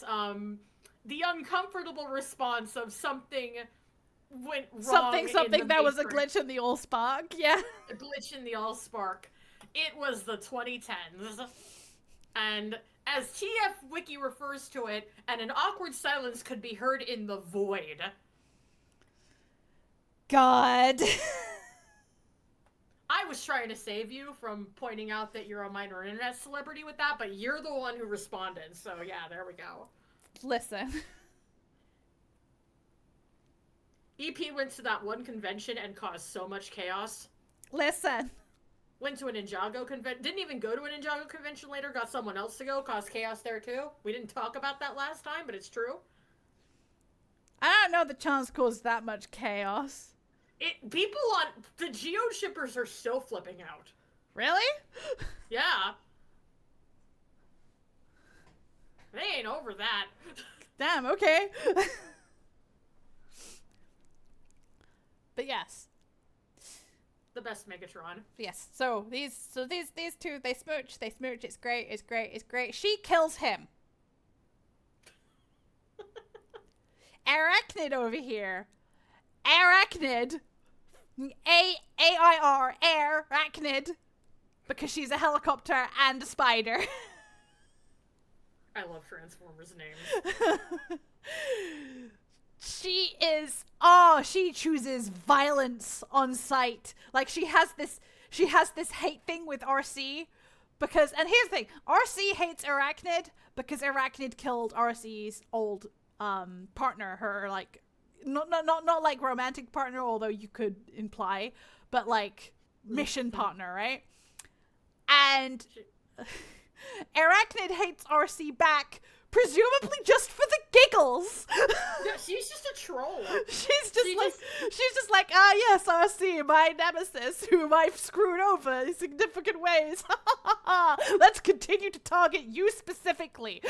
She's just a bitch. She just wants to be. She's awful, and she kills Breakdown in cold blood because Megatron was basically trying to get her bumped off because he didn't trust her, because why would he?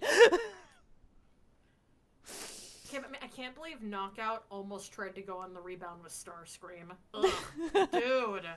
Dude. Yeah, Knockout's husband dies and he promptly starts flirting with Starscream of all people. It's tragic.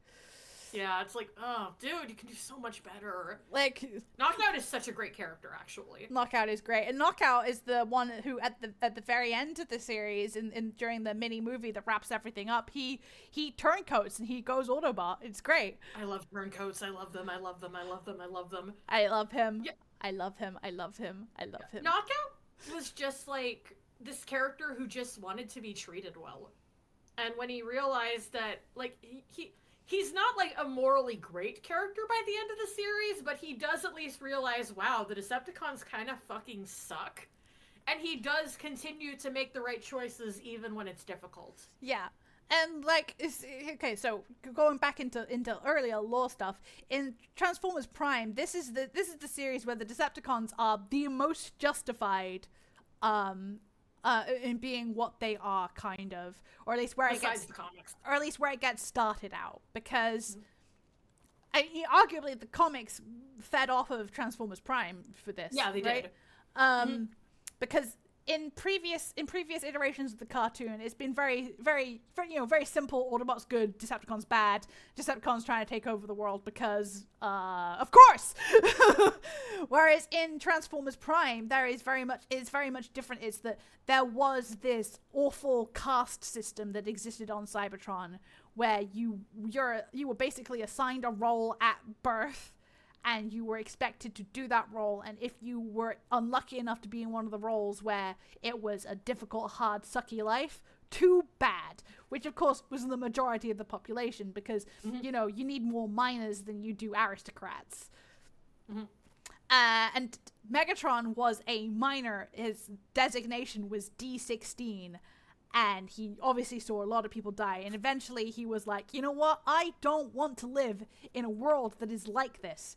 And he befriended Optimus Prime, talking about this idea that, I think we, as Cybertron, I think Cybertron could be better, I think we could be better, I think there is a better way to do this than what we're doing right now. And Optimus adopted those ideas while Megatron got a little too murdery with the whole thing. Yeah, well, after, here's the thing. Megatron finally managed to garner enough support that he got an audience with the council, and he talked about this, and then Optimus talked about this, and then Optimus, who was a clerk at the archives, and therefore a higher caste than him, even though he was saying, even though he was basically saying the same things but like slightly less violent, he was the one that the council listened to and said, you know what, the political situation has gotten tense to the point where clearly something has to happen, otherwise it's going to be really violent. So sure, Optimus, we are going to make you the new leader. You get to be Prime now. And Megatron got snubbed, and he went batshit over it. And like, there is a degree to which can you blame him? Like, sure, he was the Malcolm X to Optimus is Martin Luther King, and there's a discussion to be had there, but clearly they had the same ideas and were fighting for the same cause. So Megatron getting snubbed was basically like a fuck you. Fuck you specifically, fuck you, you little miner, get back into your mine where you belong. And Megatron kind of just went more and more off the rails from there, and by the time the story starts, he's getting high on Satan's actual blood. Yeah, yeah, like it's difficult to uphold your previous moral compass when you're shooting up on Satan juice, right? Yeah. So you kind of slowly went completely off the deep end. So you can argue, there is an argument to be made for characters like Knockout and Breakdown, is that, presumably they were there with Megatron in the early days. They didn't start out being cackling bad guys. They started out just wanting a better life for themselves. They were probably, being ground into the dirt by society's heel, and they just said, I want better than this, and I am willing to fight for it. And then little bit by little bit, the Decepticons became more and more screwed up, and little bit by little bit, they had to compromise their own morals in order to, just survive. And eventually they got to where they are now.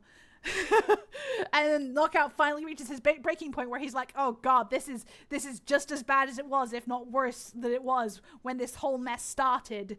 And shit, am I a cult? And I've basically traded one heel grinding me down into the dirt for another one, and do I really want to keep doing this when an alternative position is right there?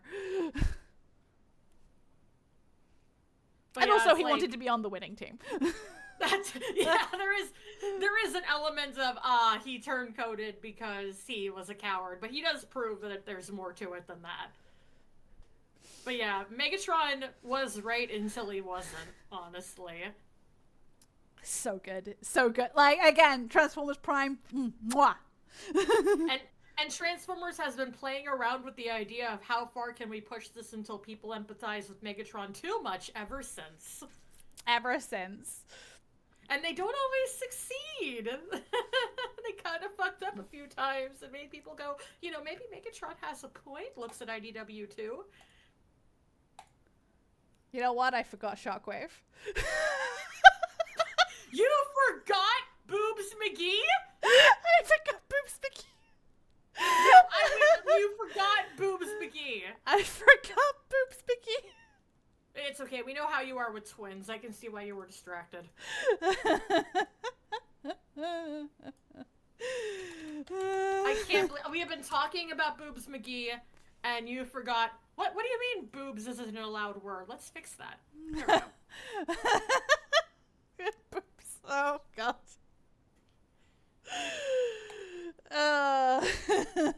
We may be experiencing some technical difficulties. See, what are some of the what are the other blocked terms so I can make sure nothing else of it doesn't show them unless I actively fix them. That's fine. I'll fix them as they pop up because like chat should be able to say boobs and chat should be able to say fuck. No, wait, it's trying to. You're trying to get me banned by Twitch. No, chat. Twitch isn't gonna ban you for boobs or fuck. It's fine.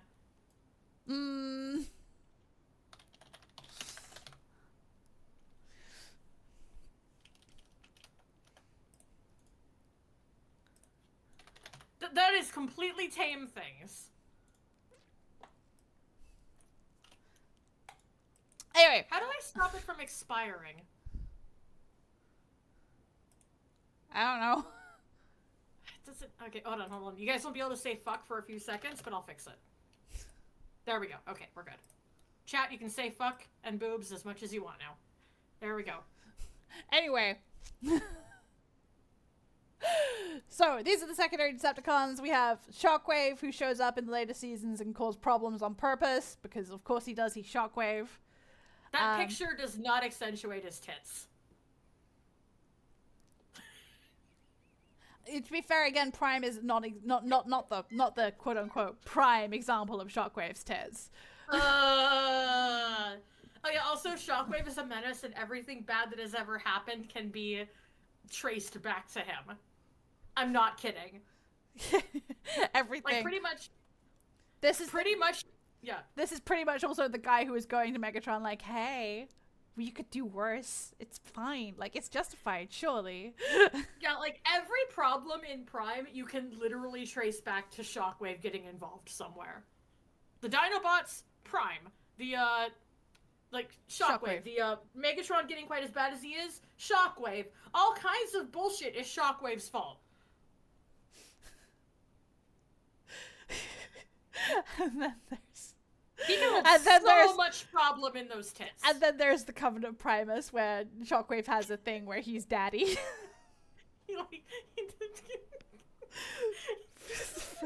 The Covenant of Primus. God! Yeah, there's this book that is like, think the Allspark Almanac before Transformers Prime, and way worse. Yeah, it's not canon at all. It's supposed to be like a full... No, it's supposed to be canon. It's supposed to be like a full history of Cybertron in the aligned continuity. Except, of course, that includes the stuff that happens in Transformers Prime. But inexplicably, in the Covenant of Primus, Prowl is there the whole time. Yeah.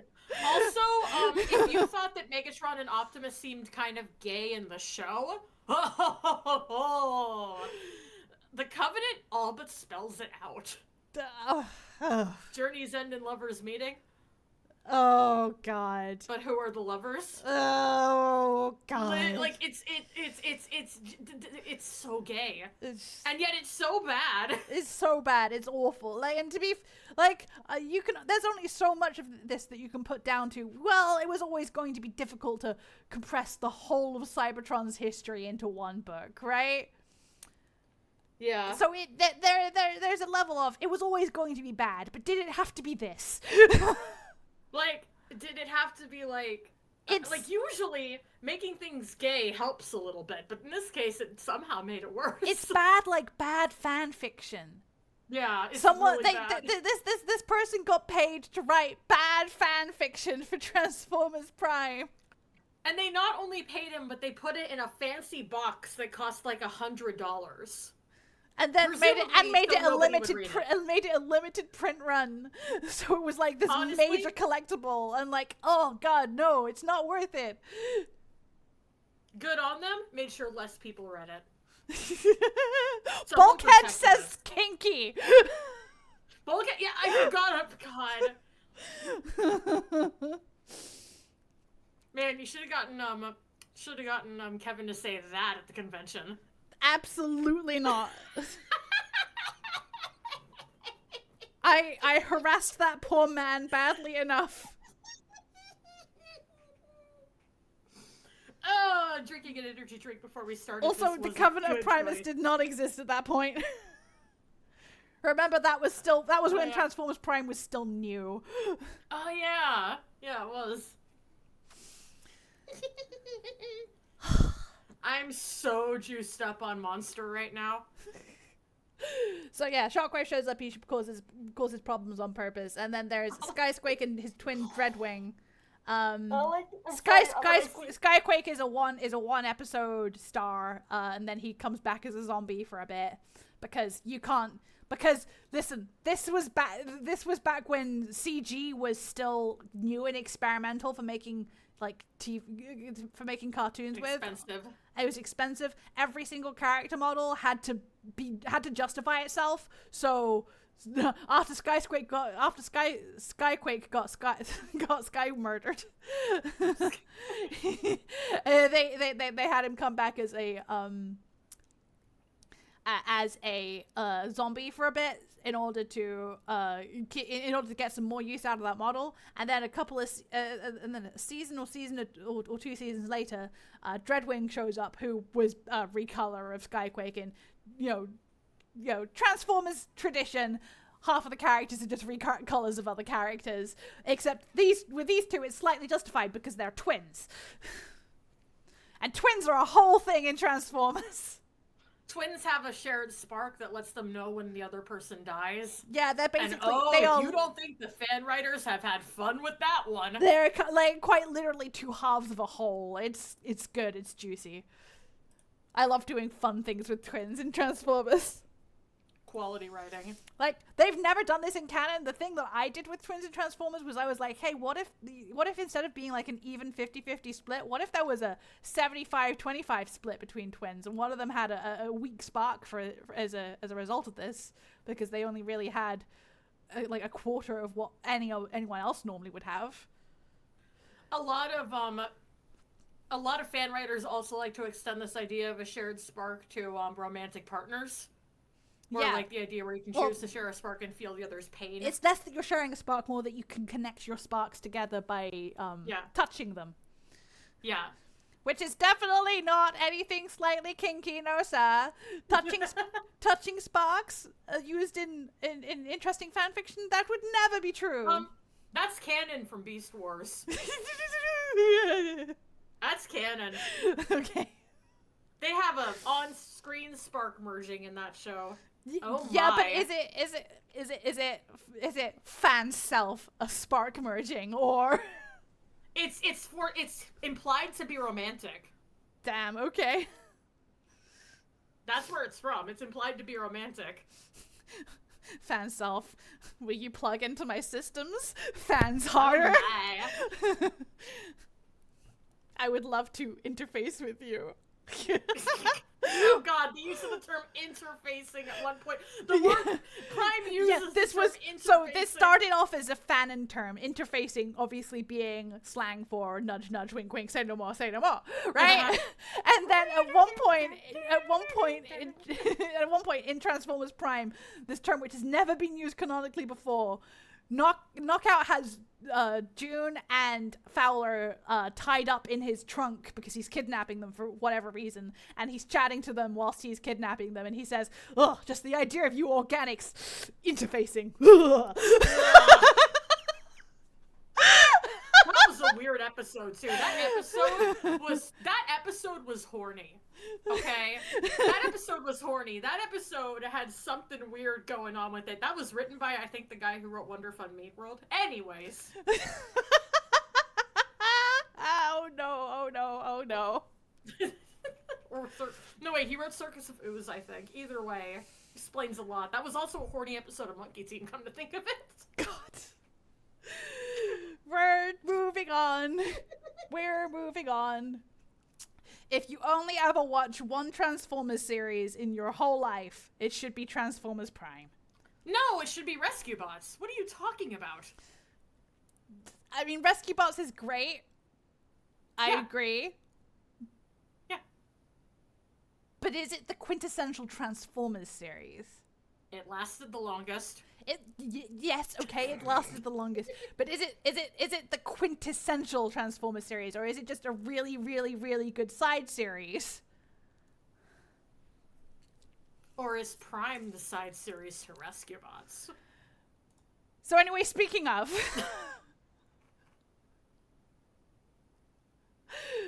Yes! We have Rescue Bots and we have Rescue Bots Academy. Honorable mention! Listen, I had to put a thing on the top of each of these slides, okay? This is the best series! So Rescue Bots and Rescue Bots Academy are in canon with Transformers Prime. So while all this dark shit is happening in Transformers Prime, these little goofballs are off on an island separated from everything else, causing adventures appropriate for ages 3 to 6 audience. Yeah, that's the thing. Here's the thing. This is the Transformers series that is aimed at preschoolers. Not even just aimed at kids, aimed at preschoolers. And so for years, I refused to watch it because I was like, listen, I'm glad that there is a show for the kiddywinkles, but I'm not interested in watching it.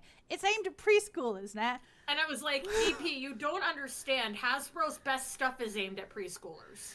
And Netbug was right. These neither of these shows have any business being as good as they are.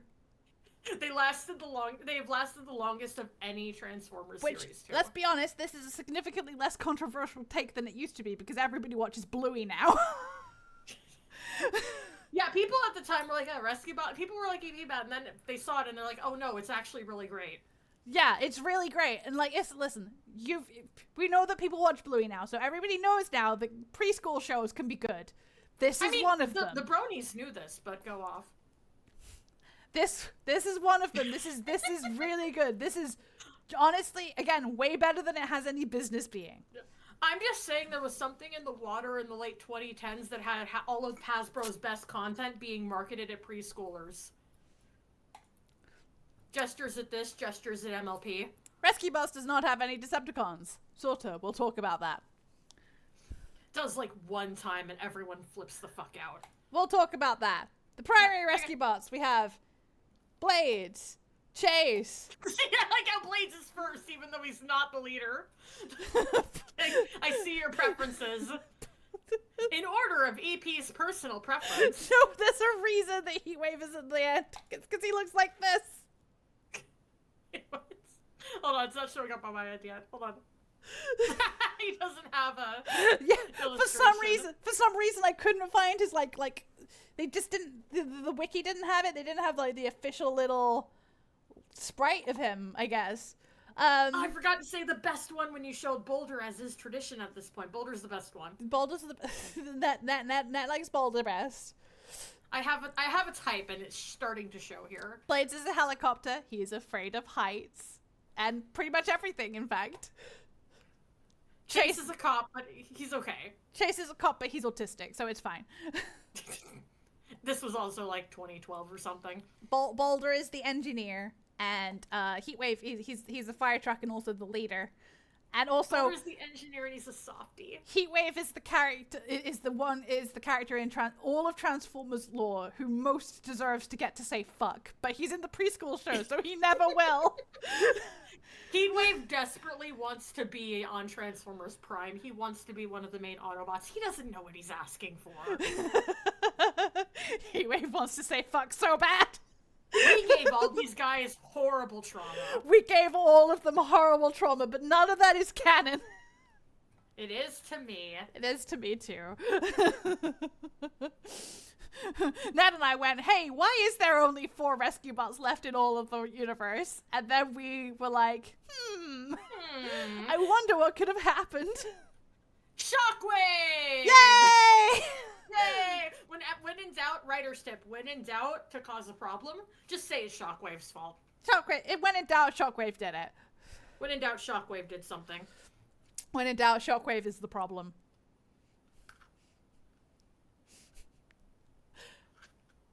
But yeah, Heatwave wishes he was one of the main Autobots. All of the rescue bots are partnered with one of the Burns family, who are a family of heroes. So there's Charlie Burns, who is partnered with Chase. Oh, Lord. Charlie a lot Burns, of people ship them. Yeah, a lot of people ship them quite a lot. I think the award for the most beloved Silver Fox in the Alliance continuity has to go to Charlie Burns. Because Charlie Burns is great. Listen, propaganda, yeah. I know, but he's amazing. It's okay, Charlie. You're different. It's okay. You can be... Listen, if Dogman can do it, so can you. This was also, like, way before. Cade Burns, who is partnered with Heatwave and who is the firefighter of the group. Danny Burns, who is the pilot who drives Blaze around. Graham Burns, who again, engineer, so he gets to partner up with Boulder. And then I cosplayed him once. Cody Burns, who is the kid appeal character and kind of partnered with all of them. Because as we know, the only people who can really connect with the Autobots are 12-year-olds. If you're not a 12-year-old boy, get out of here. Rest of these guys are just lucky to have made the cut.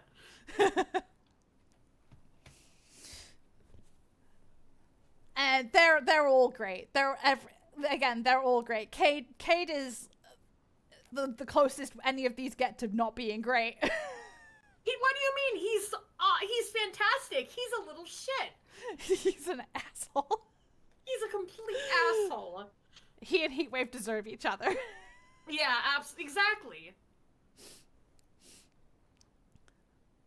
Danny over here, of course, being our one female representation for the series. Well, other than, we also have other supporting organics. So we have, I forgot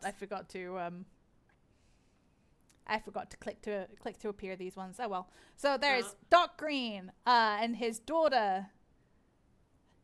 His name has suddenly... Frankie Green. I was literally thinking of Frankie's name 2 seconds ago, and then it escaped me. Anna, who is also a scientist who later marries Doc Green. Oh Lord. And she has Cece. And I had an image for Cece. Where is the image for Cece gone? Why is Cece not showing up? I don't know. It's heavily implied Frankie was a test tube baby. Why? It's also heavily implied Cece shows up when I Cece is showing up when I take it out of full screen. Just imagine an adorable little babu. There's Cece. I don't know why. When I take it into present mode, then it stops working. But that's Cece. Cece's adorable. Mare Lusky, who is voiced by the same voice actor as Prowl from Transformers Animated. No, that's the news reporter. No, wait, yes, no, the news reporter is voiced by the same voice actor as Prowl. Yeah. Mare Lusky is voiced by someone. I don't remember. Somebody does this voice. I've forgotten the name of the newscaster. Hold on. Huxley Prescott, I think. Yeah. Huxley Prescott. Huxley Prescott, Mrs. Needlelander, and her cat. Mr. Pettypaws. Yes, the Mr. Pettypaws. Mr. Pettypaws. Like there are other miscellaneous townspeople, but these are the ones that show up the most. Oh wait, I'm wrong. Jeff Bennett voices both of them. Ah, okay. That's where I got confused. They're both. He voices like 8 people in that show. And they're all great. But as you can see, it is still a very male-heavy cast. Yeah, Nicole Dubik, who runs this show, has ever since this point been running a lot or working on a lot of the shows, and you're going to notice a very quick ascension of the amount of female characters Yeah, in like Transformers this. moving forward. Listen. This is not any shade on the writers. I'm sure the Yeah. writers would have loved to have had more female characters, from the very start. But unfortunately, Hasbro is like, but it's a show for little boys. But like they started to come around at this time, and Nicole also was a heavy advocate for gender diversity, and you're gonna notice this going forward from this point. We'll talk about Robots in Disguise when we get there. Oh, we're not talking about Robots in Disguise. What do you mean we're not talking about Robots in Disguise? This presentation is 52 pages long, and I wanted to talk about the series that I actually like. Fine. Robots in Disguise is a mixed bag. We have a slide for all of the shows that are not like specifically put on here. Okay, we can talk about it then. Well, so we are going to talk about it. Make up your mind. There is a place where we can potentially talk about Robots in Disguise. Yeah. Other supporting organics. Primary villains. We have Dr. Morocco. Yeah. Also, I think, wasn't he also voiced by Jeff Bennett? Quite problem. Who was Morocco? I think he's like a pretty famous guy. Dr. Morocco is voiced by... Oh, he's Tim Curry! Right! Dr. Morocco, who he's really the big one for a while, and then eventually he gets sent to the far future, I think, and becomes a good guy, but only in the far future. He's never a good guy here. He wants to go to the one place uninfected by capitalism. Madame Pinch, who is Cybertron. Madame Pinch, who is she's a rich person who is very stingy, and also an awful horrible person. There's her daughter who is not really a bad guy, but she is like she shows up and causes problems. Those two guys. These two. They steal shit. They cause problems whenever we're not sure. Obviously, I had to double remind myself of their names, Elias, in order to find the picture of them, and it's gone from my head. In fact, Tim Curry only voices Morocco in season 1 because they couldn't afford him after that. After that, he's voiced by Johnny Reese. And then there's the Morocco virus. All of them presented to scale. Because after they sent off Dr. Morocco to be not a bad guy in the future, they were like, oh, okay, so now we need another bad guy. What if we did Dr. Morocco again, but smaller? Mini-cons. God, I love mini-cons. He's not a mini-con, he's a toy. I know he's not. He's a computer virus. The closest we have so far. He's a computer virus. Mini-cons. God, I love mini-cons. Dear Princess Celestia, I'm so alone. There aren't more villains than that because most of the problems of the show are caused by this idiot. Yeah. I put that whole thing up there. Yeah, the common thread is problems caused by the protagonists. Oh my god, they're stuck in the volcano! That's so bad! Oh, well, it's not a real volcano. Oh, I made it artificially. Oh, that's good, Doc. What did you use for the lava? Oh, I used real lava!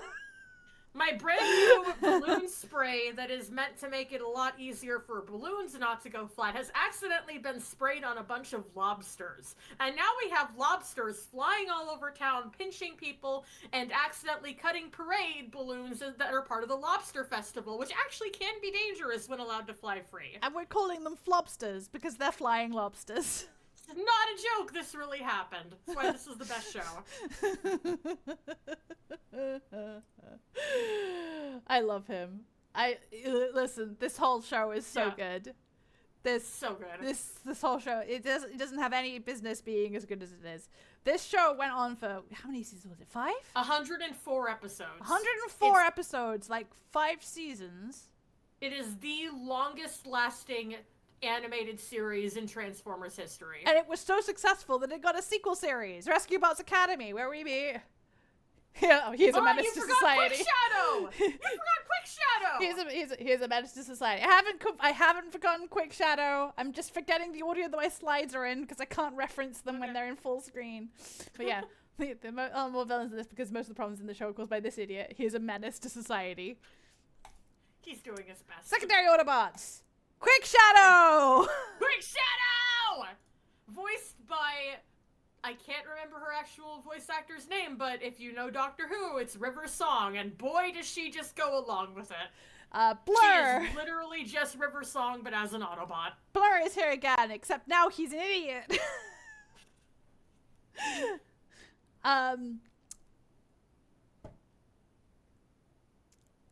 I love how the only one I care about here is Queerly Quick Shadow. Queerly, I meant clearly, but queerly is probably a more fitting term to use in that moment. You mean you've forgotten about your boy? Listen, I love my boy, but Quick Shadow. Nah, Salvage is great. Salvage is a sweetheart who never did anything wrong except being friends with Blur. Yes, Blur, Salvage, and High Tide. Not shown to scale. I mean, no, this is his smaller form, remember? You can see Still not shown to scale. You can see the others in the background. Yeah, still not shown to scale, though. He is a big boy. He's a big boy, okay. Well, I tried putting everyone in scale. I guess I just forgot how big he was. Listen, I just assumed that Salvage was the biggest. Nah, High Tide, remember how High Tide, like, had to bend down to talk to Heatwave? I mean, again, you can see Heatwave in the background of the shot. Yeah, but Salvage is just about Blur. He's not that big. Well, regardless. These guys show up and they are not as important as the other four, but they do, you know, they pop up one after the other, and then they proceed to have episodes where they're kind of the main characters. Quick Shadow X Heatwave forever. Yeah, Netbook ships Quick Shadow and Heatwave together, even though there are no canon ships. There are no canon ships, but Quick Shadow does kick Heatwave's ass and snark him as soon as she shows up, and it's fantastic. And there is a little bit of a harp that plays at that point that implies they were ship teasing that. Something, what a woman. Yeah, exactly. Like, she can kick his ass. She is like the British spy car. And she can kick Heatwave's ass. It's fantastic. Yeah, so she's British, she's a spy. She's basically Bond James Bond, but a female Autobot. Yeah. She's Bond James Bond mixed with River Song from Doctor Who. We loved to play with the idea. When we were doing the role play, we were like, what? Okay, so what did Quick Shadow do before she was a rescue bot that justifies her being gestures like this? And she's an assassin. Yeah, she's an assassin. That's not canon, but we're right. It's not canon, but we're right, yeah. Cameo Autobots. We get cameos from Bumblebee, Sideswipe, and Optimus Prime. Did Sideswipe show up in this one or Rescue Bots Academy? He showed up in Rescue Bots. He was just in the... Oh, yeah. He was in, like, season 5 or something. Right, yeah. This was literally taking place at the same time as Robots in Disguise, which was the sequel to Prime. Rescue Bots went on so long that it outlasted Prime and continued on whilst Robots in Disguise was on TV. Also, Blades has the biggest fanboy crush on Bee. It's adorable. It's adorable. This is why I didn't cut him out of this picture, because how could I? How could you, you monster? You'd be a monster. You can't do it. They're best friends. They're buddies. I've written fanfic shipping them a little bit as a request, but I regret nothing. They're very cute. They're very cute. And then there are the rescue recruits. So we have Hotshot, Wedge. Now we're in the academy. Whirl, Hoist, and Medics. And this is the sequel series to Rescue Bots, which is, you know, it's not quite as well put together as Rescue Bots, the original is. They had a budget of a corn chip. They had almost no budget, and they did their best with it. But the characters are really endearing. It is very cute. It's very sweet. It is more preschooly than the other show, which was already a preschool show. It's fine because Nicole Dubik can work with a corn chip just fine. It's fine. They do a lot of really sweet stuff with it. Like Hotshot gets recruited to the Rescue Bots Academy, because he was, going a little bit off the rails doing his sports stuff, and Optimus was like, "I can see better potential in you. I think you would be better off over doing Rescue Bot stuff." The others all signed up willingly, and Medics is Ratchet's nephew. Make it make sense. Whirl is fantastic. And was apparently originally going to be like the original Whirl, but they wanted a girl. And so now everybody headcanons that this Whirl is the daughter of the other Whirl, who we'll talk about, I'm sure, later. Yeah, she is affectionately referred to in the fandom as Whirl Jr., and everyone is so based for that. For being are you going to talk about Wedge, though? Yeah, I gotta. Remember I put that asterisk next to there are no Decepticons in. Yeah, there's also another thing. I just wanted to make sure. Because this is the children. Now, please keep in mind as we start discussing lore, this show is meant for an even younger audience than Rescue Bots was. It's meant for like the 2 to 5-year-olds, and holy shit, did nobody tell the people designing the lore, because this is about to get really fucked up. So about those Decepticons that Rescue Bots doesn't have, we do actually have 3 that show up. In the original Rescue Bots cartoon, we have this guy, who shows up for one episode as a menace, and he's not explicitly called a Decepticon, but he is, right?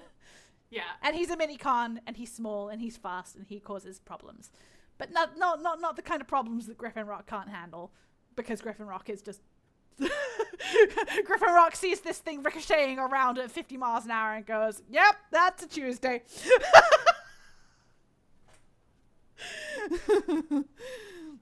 It's a small little creature that is trying to ruin our afternoons. What else is new? I pay too many taxes here. I'm just gonna go straight to page 6 for the for the crossword. Then Laserbeak shows up in Rescue Bots Academy, and he's in a little bit of trouble, and there's like this huge big debate about whether or not they should even help him, because he's a Decepticon. Why would we be rescuing a Decepticon? Surely he deserves to be in whatever trouble he's in. And then and Hotshot in particular is going on and on about how awful Decepticons are, how evil they are, how terrible they are, and then why are you so upset, Wedge? Because I am a Decepticon, or I was.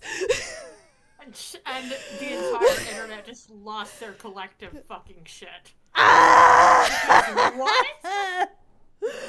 Wedge and Hotshot need to kiss so badly.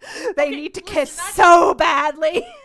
That is true, but also, this was some of the most effed up lore given to us by the Aligned Continuity, because Wedge implies that he was born a Decepticon, which raises so many questions and basically confirms the idea that the Decepticons were recruiting people from the cradle, telling them they did not have a choice in the matter, and basically creating child soldiers. Yeah, that's the other thing. Rescue Bots Academy, it is heavily implied that all of these kids are kids. Like, they're actively smaller than the adult bots, and even though, like, in theory, Transformers don't have children, they definitely, these are children, right? Yeah. Like, they're in school learning how to be rescue bots, but, like, God, they're so baby. I am never over the Wedge thing, though. It was so good, and it was so, excuse me? And the delivery was so good. This show never had any business being as good as it was. This show for 3-year-olds had one of its main characters go, "Yeah, I was a child soldier for the Decepticons, actually." And it really hurts my feelings how you're talking about how all of us were just evil and irredeemable, and I thought we were friends, Hotshot. Is this what you really think of me? Some of us were brainwashed from the cradle into thinking we didn't have another choice until Optimus showed up. And that is messed up. That'd be messed up in a show for an older audience, but that is... Jesus Christ. It's so good. It's so good. And It's also, so good. what? It's This is so good. This show's for 3-year-olds. The show also has a lot of cuddles, but unfortunately, I had to keep the slide count down, so I wasn't able to justify putting cuddle slides in. But they cuddle. Rest assured, the cuddling does happen. Also, Grimlock shows up here sometimes too. Oh yeah. And like, he doesn't have long enough arms to type on the computer. Okay, listen. Say what you will about Robots in Disguise, but Robots in Disguise Grimlock is one of the best characters. I mean, he's pretty good, I guess. I love him. I love him. And I didn't finish Robots in Disguise though, because I was just like, yeah. Like, yeah, the writing sure was but the characters. Oh my god, the characters. The characters which could only have been improved if they were allowed to have arcs, you know? Yeah. So, the current ongoing series is Transformers Earthspark. We haven't watched season 3 yet. Whoops. Yeah. We will be excluding season 3 characters for this reason. Now, remember what I said about Nicole Dubik desperately fighting for gender diversity? Keep this in mind, because this show also has Nicole Dubik as one of the higher-ups. Guess who else is one of the executive producers on this show? Is it Cairo? Could Cairo be here again? Zero Neely! It's fucking him! Sarah's here again. Sarah's here again, does several of the character designs. If you've ever watched Monkey Team, you're gonna notice a few choices that sure are familiar. So the Terrans, we have Twitch, Thrash, Hashtag, Jawbreaker, and Nightshade. Thank you for making them in size. I love my daughter is so tall. Out of five Terrans, and these are easily the main characters of the show, right? And all other Autobots are secondary to these guys, which is how I know that my problems with certain series of Ninjago are not just because there's new characters, because I fucking love Earthspark, and it is almost all new characters. Almost, but not quite. Definitely, it is very much a next generation series. Like, the older characters are there, but these are your main characters. These are your boys, and by boys I mean only 2 of them are boys. Yes, so there's 5 characters here. 2 girls, 2 boys, and this one's non-binary! The screaming when we watched this. This was so great, because also, like, EP saw Nightshade, and before we had any information on their gender identity, was immediately in love with this character. So, like, for the first 5 minutes before we find out, EP is like, I love him, he's so great, and then the reveal of the pronoun shows up. Okay, so what happens in the show is that they are strategy planning for a thing, and Optimus is saying, okay, and this character will go here, and this character will go here, and then pauses and looks at Nightshade, and Nightshade leans in slightly to one of the human characters, and there's like a little bit of whispering, and then the human character pipes up and says, Nightshade's pronouns are they, them. And it's just really well handled. And then Optimus immediately accepts it. Optimus Prime said trans rights. It's so good. It's so well handled, and EP was screaming, and I was screaming. Also, one of the girls is the leader, so that's nice too. Yeah, like, Twitch is arguably the leader of this group, if anything. All right, yeah. Like, if they have a leader, it's Twitch. It's Twitch. The tiny girl, which is fantastic. The tiny girl, she is itsy bitsy. But yeah, so also, Nightshade is the one who I'm pointing to, and I'm thinking, if you've seen Monkey Team. Yeah, like, look at this shape here. This shape. Prometheus. This shape isn't familiar at all. No, Prometheus sir. 5 called. Prometheus 5 called. Wants his entire character design back. Honestly, Jawbreaker's got a little bit of that going on too. Yeah. Like, especially with the middle band there. A little, but Zero did design Nightshade specifically. Yeah. The human companions. So we have Robbie, we have Mo, we have their mother Dot, and their father Alex. This one is Sunny's favorite. Can you guess why? I mean, to be fair, like, even just as a character, he's a good choice to be a favorite. He's so good. He's so good. He's like a huge fan of Bumblebee. I agree with Sunny. He is the best human. Like, the best human. Alex is a gift. Sometimes the older adults in Transformers are gifts. Yes, I mean Super Robot Monkey Team Hyperforce Go. Oh lord, you're gonna hear a lot about that at random moments hanging out with us. If we get another $100 in donations, we will have to talk about Monkey Team for one of these presentations, which will be, like, so far this one has already gone on for 2 hours and 20 minutes. I regret nothing! Regret nothing. The only good thing I slept in and don't have work tomorrow.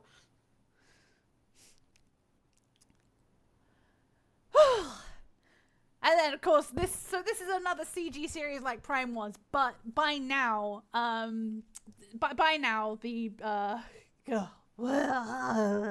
We appreciate you just hanging out with us too, though, Laka.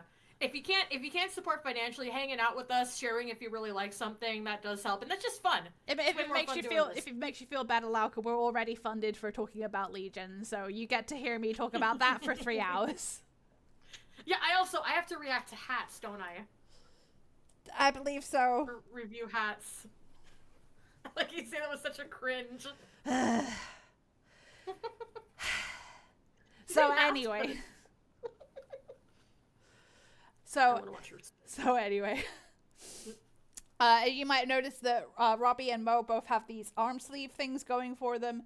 These are these were kind of gifted to them by Quintus Prime at the very beginning of the show, and the 13 primes. It gives them a psychic connection to the Terrans. Oh, that's another thing that has been a lot more frequent since Prime is the presence of the 13. Who are, you know, we have the 13 disciples at home. God. And it's these guys who are, like, supposedly the original followers of Primus, who is, we have the followers, Christian God the at original home. children of Primus. Yeah, rather we than have followers. the Christian God at home. With Optimus, even if the Jesus parable wasn't obvious enough. Happy Easter, everybody. Optimus literally is one of the 13 primes. Who would have guessed? Yeah, Optimus is literally Robo-Jesus in this, and the primes are just such fascinating lore. They are, but they're also frustrating because that was back in the day when they were. Okay, so one of the You're things. Gonna talk about Soulless. One of the things is that back in the day, obviously there was a lot of pressure on Hasbro, like, hey, why is it that there aren't that many girl characters? Can we have some more girl characters, please? And instead of saying, yeah, okay, so we started out as a franchise in the 80s, and that was back during a time period where it was very, you know, you got very few girl characters in shows like this, which were aimed primarily at young boys. It was a problem then, it is a problem now. We cannot fix what has already come to pass, but we are going to push for more gender diversity in future. Instead of saying that, they doubled fucking down. And they were like, oh, well, the reason that there are so few female Transformers is that only one of the 13 original primes was a female. Therefore, only 1/13 of all Cybertronians is female. And that's the reason for it. Like, buddy, you make the law. You didn't have to do that. What's interesting, though, is, okay, there's something we should probably clarify about Transformers gender here, though, right? In some continuities, including Aligned, the idea of gender isn't really a traditionally Cybertronian concept. Like, you basically, Cybertronians essentially get assigned their gender when they first interact with humans, right? Or when they have to use the English language, they pick a set of pronouns and go for it. Like, a human will look at a Cybertronian and say, "That looks like a girl," and then refer to her as a girl, and she'll go, "Oh, I'm a girl? Okay." Yeah, and there is some discussion in Rescue Bus of all things, again, being way better than it has any right to be, being the show for the 5-year-olds, where they do discuss this briefly, not perfectly, but they discuss this idea of what is with this human concept of genders, and they discuss that a little bit. Is it a girl or a boy? My brother in Christ, it's a truck. We will talk more about this when we get to the comics. Yes. Because there is some interesting... It's fascinating watching the way that many creators have grasped this. Like, even in Earthspark, it's a little... I mean, they obviously... We don't completely know if the way that Cybertronians in Earthspark view the gender binary is the same way that humans do. Like, all that Nightshade says about it is they don't feel like they fit he or she. It's not really elaborated more on their that. pronouns are they, them. They meet another they meet a non-binary human. Yeah. And they have a mild discussion, and they say, "Yes, what a beautiful name for a beautiful way of being." Experience. Like, there are it's slightly shoehorned in, but not like badly. Like, I have seen worse shoehorning of queer content, right? Yeah, and it's Nicole's just out here doing the Lord's work, adding more gender diversity to these shows. Yeah, go on. Sorry, I just really find the way the gender's handled in Transform. I could go on about this a while. So yeah, they vaguely have a psychic connection with the Terrans, and the Terrans all vaguely have a psychic connection with each other in very much the same way that twins do in other lore. Like, we discussed how Dreadwing felt it when Skyquake bit it and immediately started making his way to Earth. It took a little while for him to get there, but that was the inciting incident for Dreadwing showing up. They can feel each other's emotions, and they are like, so they know when someone is happy, sad, scared, or has a crush. Yeah, when Robbie has a crush and is vaguely cringing because, oh goodness, I hope she thinks I'm cool. I think I said something stupid there. I hope she doesn't think I'm stupid. All of the rest of them go, what is this allosexual bullshit? What is this feeling? I don't like it. Make it stop. The cringe! The cringe! I feel it in my toes.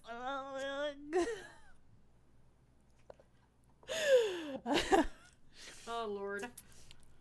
And so the two of them get to be, to a degree, they get to be more involved in the Cybertronian stuff than other humans are. Other humans can try, and Sari, of course, being a techno-organic, was literally not actually human, so she doesn't really count. But Miko gets to be a wrecker. Miko gets to be a wrecker, but she's not like she's not connected in with the Cybertronian stuff. True. The way that these two are. Yeah. Like it's not that the other humans don't do stuff. It's just that these two do stuff with a capital D and a capital S. TM.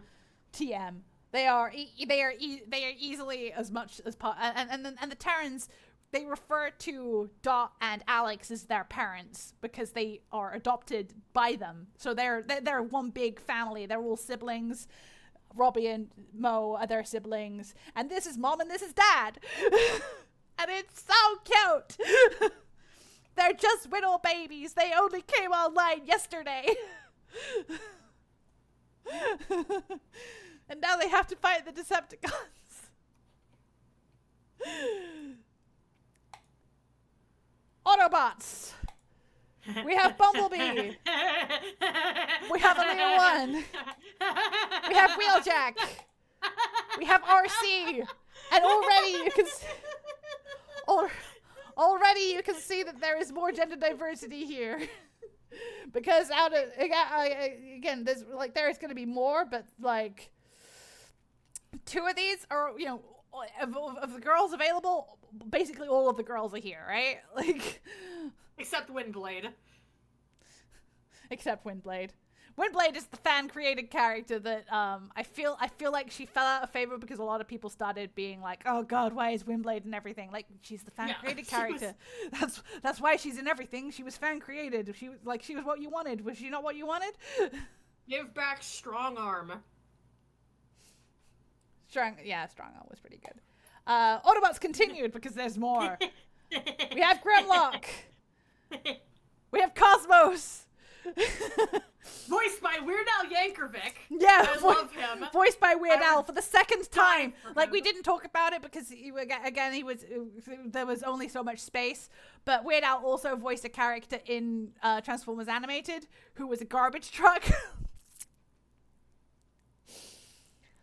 Yeah, he's huge. He's literally an entire spaceship. He's literally an entire spaceship. You can see Grim not to scale. Thrash down here Thrash down here is to scale with Cosmos. Listen, I could only make Grimlock so small. Yeah. And I could only make Cosmos so big before he became a pixelated mess. There was not a good screen cap of Cosmos. I'm just cackling, waiting for the best Autobot, and one of my favorite things about this continuity that had me losing my shits when it was announced. What, this? Yeah! There he fucking is! So, Autobots continued. Includes Optimus and of course Megatron. What do you mean you're not expecting Megatron to be here? Of course he's an Autobot. Why wouldn't he be an Autobot? I'm actually autistic flapping right now. Also, I love how you just called him your husband screeching on stream. They finally let him be a turncoat in a cartoon before in Prime, at the very last minute, he turncoats, but we never get to see anything related to that because he doesn't show up in Robots in Disguise. But now, thanks to the power of the More Than Meets the Eye comics and some of the staff from that working on this, we finally have Autobot Megatron! So yeah, Megatron's a good guy in this one. He has many regrets. He has so many. This boy can hold so many regrets. That's why his shoulders are so big. It's for all of the regrets he has to hold. Husband.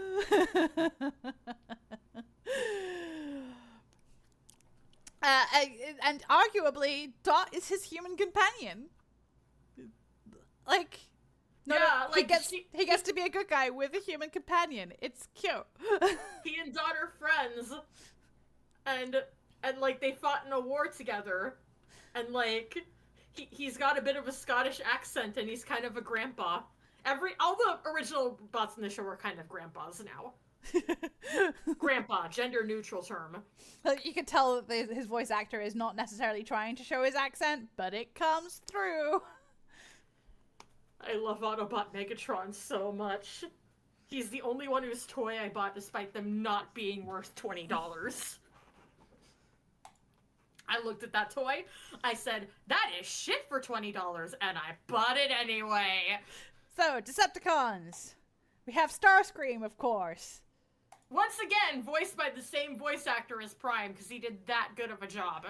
We have Skywarp, who's a girl now. Skywarp was never a girl in any other continuity, but Skywarp is a girl now. And congratulations on your honestly, transition. Iconic.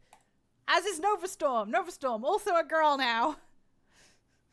So we got our three Seekers. Swindle's here. He's still a bitch. We missed an opportunity having Skywarp voiced by Kari instead of Novastorm. Nova, Yellow, Kari. I think they're both voiced by Kari. No, Nicole voices Nova. Oh, okay. Anyway. Decepticons continued. We have Soundwave. And his children. They're kind of bitter about Megatron and not wanting to hang out with them anymore. We have Breakdown, who's here without his husband. It is a tragedy. And a completely different character, too. Like, he's his G1 self. That ain't right. No, he isn't, because his G1 self is a coward. Like, that's his... Like, remember, in Generation 1, every character got one assigned personality trait. And Breakdown's personality trait was coward. Yeah, he's like kind of the Wheeljack of this series, actually. If I had to pick a character. A Prime Wheeljack, kind of?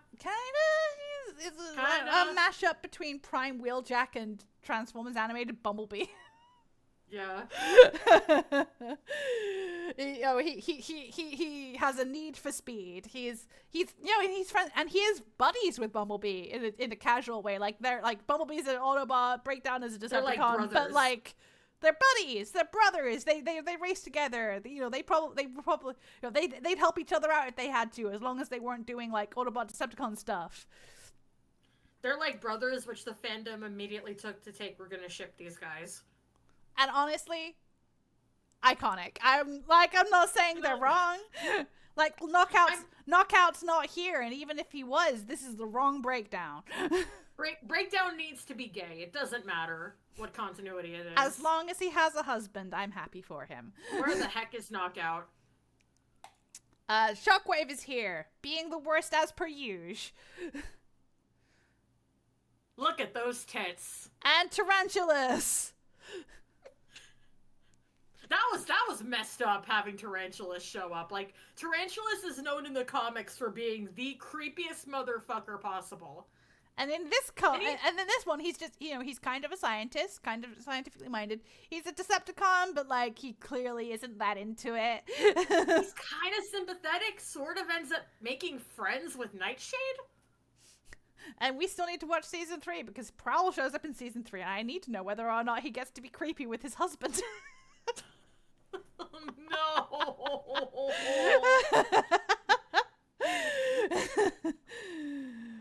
No. Human villains. We have this bitch. Agent something. Yeah, she didn't really matter. She didn't really matter. She showed up, she was awful, and then she died. She hurt my husband. Agent Shuma, who, he's great, but he is a villain, right?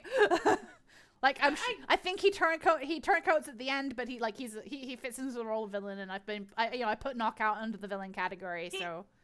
He's a member of, like, an organization that ends up being villainous, but he seems to, like, he's a member of a bad government sect. He's a good guy who is following bad orders, but he does follow those orders, so. Yeah. And then there's Mandroid. Really fun fact. So, for Mandroid, they made it so a piece of him comes with every different Transformer, so he's like the collect-em-all thing. Oh, so no. I just have a human arm sitting on my collection desk. Oh, no. Just a detached human arm. Oh. That belongs to Mandroid, and I'm never getting the rest of it, but I just display it because it's funny. Grim. Just... No, he's not Grim, he's Mandroid. Womp, womp, womp, womp. Womp, womp, womp. Anyway, so Earthspark is the current ongoing series. There's three seasons so far. I don't know if another season is planned. We need to watch season 3. I'm not sure. Did it end after 3 seasons or not? I have no idea. We haven't watched season 3. We'll have watch season 3. We will have to guess at a later point. When it comes to it. We haven't watched season 3 yet, so we can't speak for it. But so far, season 1 and 2 were really good. And if you're wanting a Transformers series, if you're willing to go back and rewatch old stuff, but right now you just want something to jump in on, Earthspark is a pretty good jumping on spot.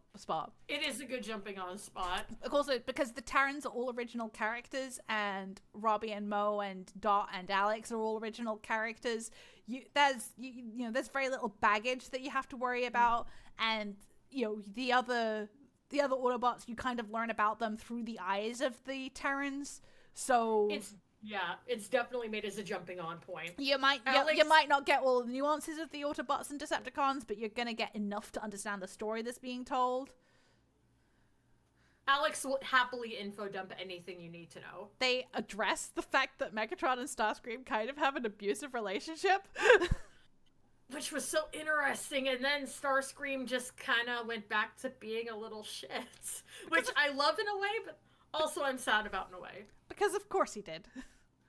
I do love that nuance. Like, you can... just because you are... The thing about the cycle of abuse is you have to choose to end it yourself. Yeah. You're not automatically excused if the person who hurt you chooses to get better, if you don't choose to get better and keep hurting other people. Yep. Just because you're a victim doesn't mean you can't also be a perpetrator. And I do like that nuance to Starscream's character. And I do think that's a good message for kids to understand, especially when we're in this time of, well, I was hurt, so I'm allowed to do anything I want. Yeah, your only real responsibility if you are a victim of something is to not then turn around and victimize someone else, right? Yeah. Like, you're not responsible for being victimized. You are responsible for your own actions, though. Yeah. But yeah, it's a really good... So I'm actually not going to go into much more detail about Earthspark than what we've already gone into. Just because spoilers, and it is ongoing, and I do want to recommend people to pick it up. I will spoil Transformers Animated until I am blue in the face, because if you haven't watched Transformers Animated already, you're either not going to, or or the spoilers might actually make you interested in watching it, right? Or you might just be too young. Spoilers are not inherently bad. They are just it's just Again, if someone is really young, they're probably not going to pick up Transformers Animated unless you convince them to pick it up anyway, right? Because it's not it's not like it's actively circulating. Yeah, I'm just saying, That's what I meant. Yeah. So, yeah, spoilers can be good because sometimes knowing what happens can make you go, actually, yes, I am interested in reading that story. And it's not necessarily about what happens; it's about how it's delivered. So I can tell you that Prowl dies. I can tell you that it's going to break your heart and your lungs and your brain, and it's gonna make you, it's gonna make you go Prowl. But until you've actually watched it, you're not going to understand. I will sit here not telling people what happens in Monkey Team, despite it being 20 fucking years old. If the Rant Sesh gets funded, you might not have another choice. Okay. We can go through that one by the episode. Short enough. God. You've already got more than one slide here for every Monkey Team episode that exists. We might as well. God. Yeah. We potentially could. High spoilers, but again, that requires us getting at least another $100 in funding. Donate to us to hear us talk at length about Wonder Fun Meat World, the best episode of Super Robot Monkey Team Hyper. We'll give you a sneak peek right now. Wonderful Meat World, we make our meat just right. No. Wonderful Meat World, a surprise in every bite. I love how Zero just fucking makes every time he's got control of a show, he just makes Wonderful Meat World again. Oh yeah, we're lucky we didn't get that. He's done this at least 3 times. I'm still waiting for him to do it in Earthspark. Oh god, please no. He doesn't have that much control. He's just an executive producer in this one. I could imagine him finding a way. No. What if the Quintessence, right, in an effort to get to they started a fast food shop. It was meat based. No.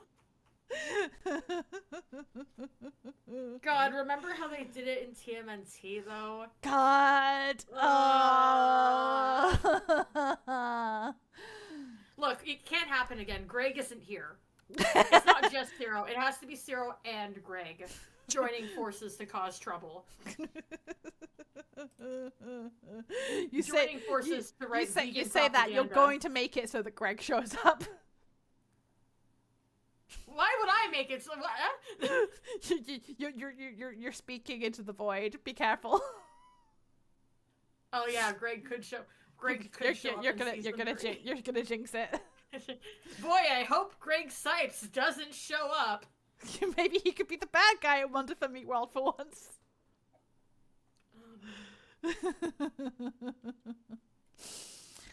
Greg Sipes is a quintessence. Does not work. No. Moving on. So, slide for all the Transformers cartoons and other media that I either haven't watched or just haven't watched enough of to talk about. Unicorn Trilogy goes here. Sorry, Nat. God, I love minicons. We gotta watch the Unicron trilogy. It's not that great, but The Unicorn Trilogy is not good. But it is for the weebs. it does have Starscream. It does have the best Starscream to the point that he has been redesigned several times in current media to look like Armada Starscream just so they had an excuse to sell more of his toys. Leave me alone! Minicons walk away. Even the minicons have abandoned me now. He's great though. He's actually great. And then of course there's Generation 1, the OG, the original. I already hinted, in Generation 1, every character gets exactly one personality trait.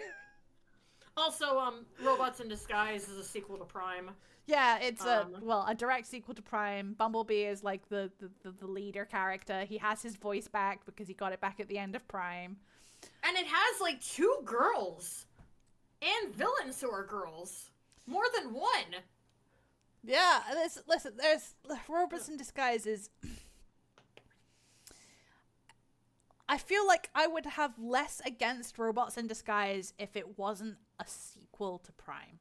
Because Prime was so good, and then Robots in Disguise was so mediocre. Nicole is, even when Nicole makes a more mediocre series, though, the characters are always on point. Yeah, the characters are great. It would be nice. It would be nice if Hasbro allowed them to have like arcs and to develop personality wise. Nicole's greatest skill is giving you a new character and making you go, I've known character for 5 minutes, but if anything happens to them, I'll kill everyone in this room and then myself. Yes.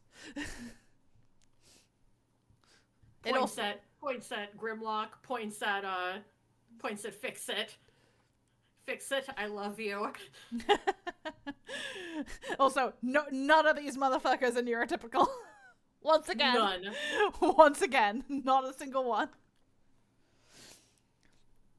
Except maybe Windblade.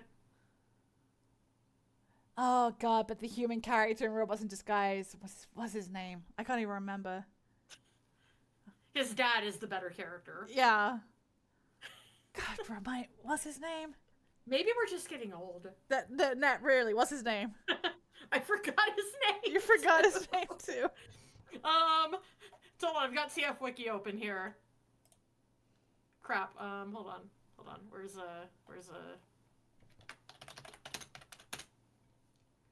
Didn't we kill him off in RRP? Yeah. Yeah, we did.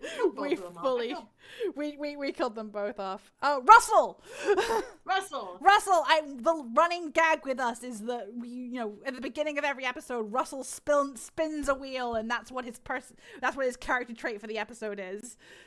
But his dad, Denny, is actually fantastic. Yeah, Denny is great. Russell just sucks. I wonder how much of it is that the kid characters are getting written worse and how much of it is that we're just getting old and relating to the adults more. No, because I can go back and rewatch Transformers Prime and be like, Raph, my baby, my child, my son. Like, I can rewatch and like Mo and Robbie, I love both of them, and they're both kids that are annoying sometimes. Because, in the way that kids are. Right, not like annoying like they're annoying to watch, annoying in like that they're annoying each other and they're being siblings about it. And then Russell just, what's Russell's personality today? Like it's the lack of consistency. It's awful. At least we have Denny today play. Russell is interested in rock and roll. Today Russell wants to do racing. Man, we should have kept Denny alive and let him live with the angst of a dead child. I miss him. I mean, we can always bring him back. They're doing that whole arc. Right, where, everyone is gonna be alive soon. yeah, everyone is gonna be alive. Everyone, including the worst characters that we don't want to be alive. Yay, lore! Anyways. You know, if you ever go back to replying again, nudge nudge, wink You wink. want to be? We're doing Ninjago right now. I am multifaceted. I'm not. I'm busy letting Nia say fuck, okay?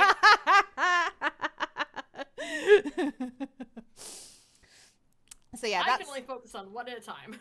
that's Robots in Disguise. Any other cartoons that you want to discuss? Or should we move on? I still haven't seen BotBots. You still haven't seen BotBots, thank God. I I don't want to. Okay, listen though, there's a little toy line called BotBots that was really cute. It was these tiny little transformers that turned into household objects. And I would have no hope for the cartoon based on this if it wasn't for the fact that the head writer is also the guy who wrote the Sonic Boom cartoons. And if you've seen the memes around those, he is a funny motherfucker. And I really need to get around to watching that. But at the same time, it's called BotBots, and that just puts me off. That's it? That's why? Listen, this is it's the same thing that put me off watching We Bare Bears. Like, That's your problem. I'm sorry. Listen, I'm not saying it's logical, and I'm not saying that it's right, but it is, right? My God, you're so autistic. To be fair, I had this once too. I didn't like the name Ron's Gone Wrong, and that's half the reason I didn't see the movie. Yeah, it could be like that. Or you can look at an animation style and go, well. Okay, but if BotBots ends up being really good. Not just funny, but like legitimately really good. In a way that I know you will enjoy. I guess you were right about Rescue Bots. Yeah, like, you know that I can tell you when a show is good, in my opinion, versus actually thinking you'll like it. Yeah. I'm good at curate. This is why EP gets to watch only the best anime curated to them specifically, thanks to me. That is very good at picking out my anime in particular. Yeah, anyway. I will make them watch, and I'll only make them watch stuff that I know they'll like. Like, listen, I'm not going to make EP watch the 100 Girlfriends Who Really, Really, Really, Really, Really Love You, even though I know it's a masterpiece, because I know they're not going to appreciate it. They haven't been subjected to enough shitty harem anime to appreciate it. Anyway, do you want to talk about The Lost Light? Yes! So, the comics, there are a lot of Transformers comics. There is a shit ton of Transformers comics, in fact. Like, an unreasonable number of them. So many. I'm not even going to touch on the vast majority of them. But there is one. There is one. More Than Meets the Eye is really, really good. And it cuts in a good chunk of the way through this continuity. So like there is going to be stuff in it that you're not going to understand if you just pick this up and just read this bit. It is really good about explaining it though. Yeah. The thing is there is the thing about More Than Meets the Eye is it's so separate from everything else. Yeah, none of the stuff that's outside of the specific comic is important enough for it to be a big deal that you don't get it. If it matters, Tailgate will ask, because Tailgate literally slept through the entire war. Tailgate is the point of view character, and he's the one there to be like, what the hell is going on here? He literally slept through the entire war. He's just an old man. Slide? I don't have a slide, no. Okay. This is the slide. I don't get to show everyone my baby? You don't. I'm sorry. This is my son. He's murdered at least 10 people. Are you talking about Whirl? Yes. So, okay, but like, if you haven't read any Transformers comics and you want to get into them, More Than Meets the Eye is an absolutely amazing place to pick up. It does have more lore that will make sense if you've read more stuff, but it does not assume that. It will tell you anything important enough that you would be lost without it. Because a lot of these characters don't know what the fuck is going on either. It's literally just a bunch of idiots who the war ended and they decide, fuck this shit, and they go off on some adventure to go and try to find some religious artifact that has nothing to do with anything else happening. They're just like, we're gonna go find this thing and it's gonna be awesome and it's gonna make everything better, and we're just gonna do that, and we're gonna do it partly so that we can just get away from all of you motherfuckers. And it's going to be so gay. It's so gay. Holy hell. One of the big things about More Than Meets the Eye is it was the ceiling breaker for queer characters in Transformers content. There is the first canonical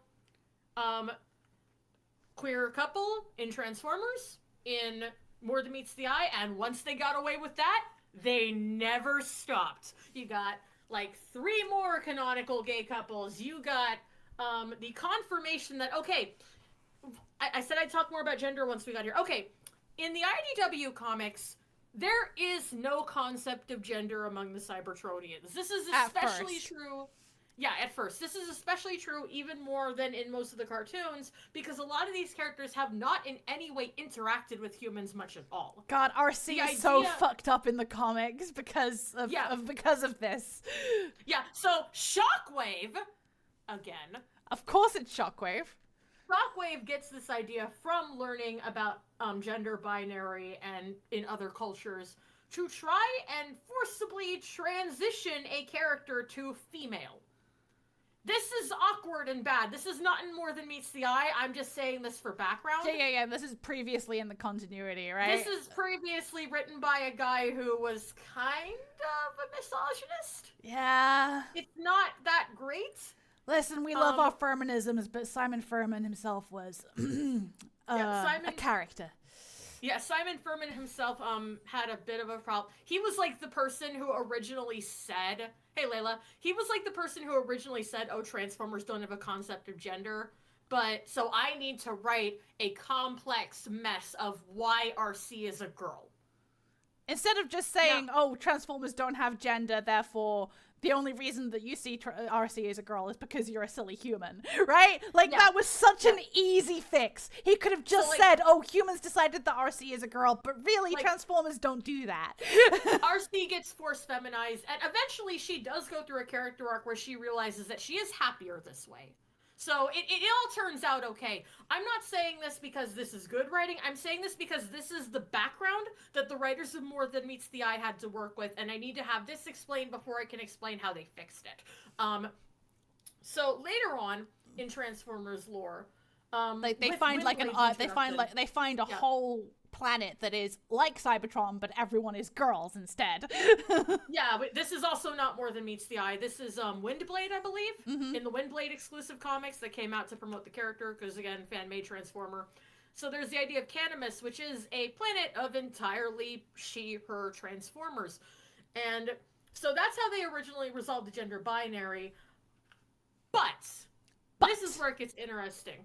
So now that we have this idea of gender introduced in Cybertronian lore, Cybertronians from the planet Cybertron, who are male, quote unquote, start going, you know, I think I relate more to the idea of being a girl.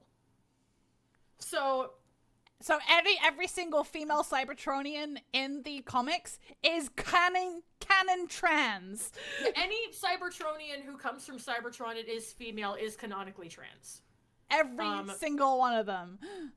Yeah, we do see two, like mentioned before, there's 2 characters who show up later on in More Than Meets the Eye called Lug and Anode, who further they're here to elaborate on this idea as well as show different examples. Anode has physically transitioned, which again, female Transformers have less boobs. I think this is hilarious, but also totally valid. She cut her tits off and is more feminine now. I think it's wonderful. Lug is her girlfriend, who has not physically transitioned, has a huge rack, and is also one of my favorite characters in the continuity. So yeah, it's definitely not perfectly handled, but there was some real effort in particular by the More Than Meets the Eye team to make it into something more nuanced and respectable than what they had been left with. And it's great. Yeah, it's great. There's just so much good queer content in More Than Meets the Eye and Lost Light. And the story is also really, really good. Yeah, like there's some of my favorite ships. None of you guys really know this actually, but I'll just be open about this here. I was raised a very conservative Christian. I used to be the classic homophobic homosexual in denial about who I was. And one of the first works of fiction that I really got into as I was growing and changing my mind was More Than Meets the Eye. And it really did have a positive impact on me at that time. More Than Meets the Eye is being quoted by multiple people, in fact, from similar backgrounds to yourself, as being the thing that made them go, you know what? Maybe the homophobia thing isn't doing it for me. Yeah, it wasn't the only thing I was going through at that time. I also had the blessing of having a very openly trans coworker who helped me start to see trans people as people. Gasp. Crazy concept. But it was a work of fiction that definitely had a positive impact on me at that time. Which I'm really glad for, because that was you know. Yeah. Yeah. I mean, obviously you're glad that I'm not homophobic and transphobic anymore. That was a bit of a... It was a big contributing factor to the few years where we did not speak very much at all. Yeah, I say EP and I have been friends for about 18 years. We did have a bit of a break in the middle there when I was really, really fucked up on the way I was raised. And I was like together. fully getting over like my own issues, because obviously I grew up in the 90s. Like, no, but none of us are free of past homophobia sins. But I much more quickly realized, oh, I'm bisexual, so I guess but I don't feel like that's wrong, and I'm also not particularly feeling the Christian thing, because wow, my life sucks, and if it sucks this badly, what did I do to deserve it? God, hey, are you listening? No? Yeah, well, maybe you're not there. Yeah, and then I started getting over that, and we kind of came back together, and our friendship grew even stronger than it was before. But yeah, More Than Meets the Eye was a really good kind of gateway drug into that sort of thing for me that really was helpful at a difficult time, and I still absolutely love it. I would die for Tailgate and Cyclonus in particular. Their story kills me. Absolutely. Their story completely ruins my whole life. Completely, 100%. Yeah, there's like there's at least 3 canonical, absolutely canon queer couples. There's a bunch more that are referenced and are hinted at and referred to. There's at least 4. I remember when More Than Meets the Eye was first was coming out, and I hadn't read it yet because I was watching the cartoons but not really into the comics, because again there was just so much comic, and I'd started reading the comics, and then Simon Furman had probably put me off them. Yeah. I'm sorry, I keep remembering another canon gay couple in More Than Meets the Eye. Let me count before I say how many there are. Keep going. And I was like, and I heard everyone going on about how Tailgate and Cyclonus is such a cute ship, and I was thinking, Tailgate, the Autobot character from G1, who isn't really a big deal, but is like kind of, is just kind of there. And Cyclonus, the reincarnation kind of Skywarp, the Decepticon who works for Unicron. That is a wild ship. Why is everyone shipping that? And then I did read the comics, and then I was like, oh, that's why. There's at least 5 canonical ships in More Than Meets the Eye in and of itself. That are flat out stated canon. It's so There's good. way more that are implied or are doomed by the narrative, which is okay, because like it can't be burying your gays if literally everyone is gay. It doesn't count as burying your gays when everyone is gay. Megatron is there. Megatron, this was the first time we really got Autobot Megatron. You can tell the design is really similar to what it is in Earthspark. Like, the More Than Meets the Eye influences on Earthspark are heavy. Yeah. There's more implied ships. I would die for Whirl. It's unrelated to any of this, but I would die for him. Whirl is a wrecker. He is But he's like the wrecker. The other wreckers go, no, that guy is a loose cannon. The other wreckers look at this guy and go, what the fuck is wrong with him? The other wreckers, who are all loose cannons, who are not playing by the rules, go, that guy is a loose cannon who's not playing by the rules, and I don't like him. He got kicked out of the wreckers. He was too much too much for the wreckers. It was, yeah, so... And he's my favorite character. And he just wants to make clocks. Just wants to make clock. If you're a fan of Guardians of the Galaxy and like characters like Rocket Raccoon, you're going to love Whirl. Whirl is great. But yeah, More Than Meets the Eye, you can just start More Than Meets the Eye at issue 1. You can probably, if you have access to a digital library via Hoopla, via your local library, they probably have it. It's also not printed anymore, so I'm not going to suggest anything illegal. I'm just going to say it's not printed anymore. And you can do whatever you want with that information. Find the comic however it is that you are able to find the comic. I'm sure you'll find a perfectly legal, perfectly Hasbro approved way of doing this. And if Hasbro wants us to find better, more easily legal ways, they should provide them. They should print the comics again, but like IDW lost the rights. I haven't read the new series by Skybound. It's Skybound who has it now, isn't it? Or is it Image? Image, I think. Right, Skybound has Ninjago. Sorry. I'm thinking of... Aren't I? Doesn't... Ninjago is Skybound, right? I don't know. I'm pretty sure Image Comics currently has the Transformers comics, and I've not been reading them because... Oh god, there's just so much! No, it's Skybound. It's Skybound. Skybound? Okay, What is... Does Image have Ninjago? Image has Ninjago. I got them mixed up. Oh, okay. Image has Ninjago. I'm not keeping up with the comics. There's too many comics. I can't do this. I cannot be doing this. I don't have the time. I don't have the budget. Yeah. Same. I really, really don't have the budget. Mood. Also, I don't have a local comic store anymore, so that's great. And we're just once again reminding we are fundraising to help Netbug move to her new apartment in July. So if everyone could help chip in, that would be great. Or Signal Boost if you can't. Yes, or Signal Boost. Or yeah, tell all of your friends to follow me. I am like a handful of followers away from making affiliate. Less than 10 to go. Come on now. Help EP use my suffering to their advantage. Alright. Just gonna end on that. You got anything else to add regarding More Than Meets the Eye, or Seriously, More Than Meets the Eye is so gay. Please read it. Oh my god. Anyway, G1 was not necessarily the best cartoon ever, but it was the first cartoon, and a lot of people have a lot of fondness for it. I in particular have taken one scene to heart.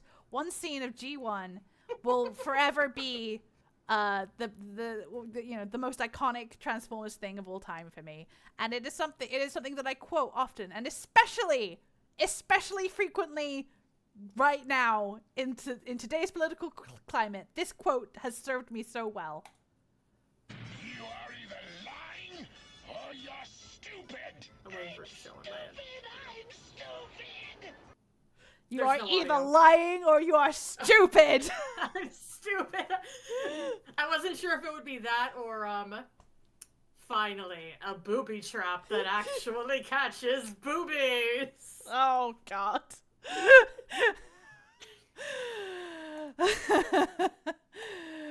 Okay. Let's talk about the movies. There, Nat, are you happy? No. No, because you already talked about the movies. No, because, listen, I don't like the movies any more than you do, except for one of them. I just like being a little shit. So, in 2007, they came out with the first live-action Transformers movie. And it was terrible. But it made so much money. It made so much money. And then they came out with 3 more, and they let the same director who screwed up the first one continue screwing it. Like, here's the thing. Hasbro, when you contacted Michael Bay and asked him to do the Transformers movie, and he said, I don't want to do any stupid toy movie, that should have been the end of that.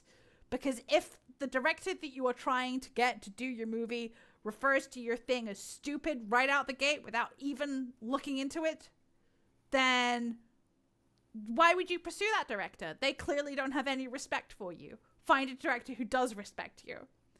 But they didn't. And that's how we ended up with all of that mess. And it makes but it he really... made so much money that funded so many cartoons. Yeah, and it makes it so difficult because you say, I'm a fan of Transformers, and everybody immediately thinks that you're talking about the movies, because why wouldn't they? That's the thing that everybody knows. And by the time the movies stopped being shit and started being actually good, you know, after they booted Michael Bay and got different directors on, Travis Knight, my beloved. people by then were so sick of them and had already cottoned on to the fact that the last ones had been bad that they didn't give the good ones a chance. Because of course they didn't. Why would they? Why would you trust again after you've been burned 3-4 times already? I hate how good of a director Travis Knight is. Like, Michael Bay was really good at the action sequences, but terrible at everything else. The racism. The racism. The sexism. The fact that all of the characters look like these big, awful, amalgamated meshes of metal that when they're rolling around on screen together, you can hardly tell who's who. People paid for it. People spent so much money on it. The fact that Optimus Prime said, "Give me your face," whilst ripping someone's face off. Can we talk about how annoying it is that Travis Knight is actually a good director, though? I don't know enough about Travis Knight to contribute, but if you want to talk about it... He's a billionaire trust fund baby. This bitch is a billionaire trust fund baby of Nike, who made an animation company purely because he had the money to do it and wanted to make his own films. And unfortunately, he's actually really good at it. Well, he's a billionaire trust fund baby. He has nothing else better to do with his time but learn how to get good at that. I guess... But he didn't have to be good at it. He could have made shit films, but he actually did good. I'm so upset. So upset. He even transferred to live action just fine when so many animation directors can't do that. Well... This guy made Kubo and the Two Strings! At least he's using his money for good. This guy made Kubo and the Two Strings! You can't make Kubo and the Two Strings like that! Listen, there are worse things for a billionaire trust fund baby to be doing with their time and money. Yeah. I hate that he's good at it. It makes me so angry.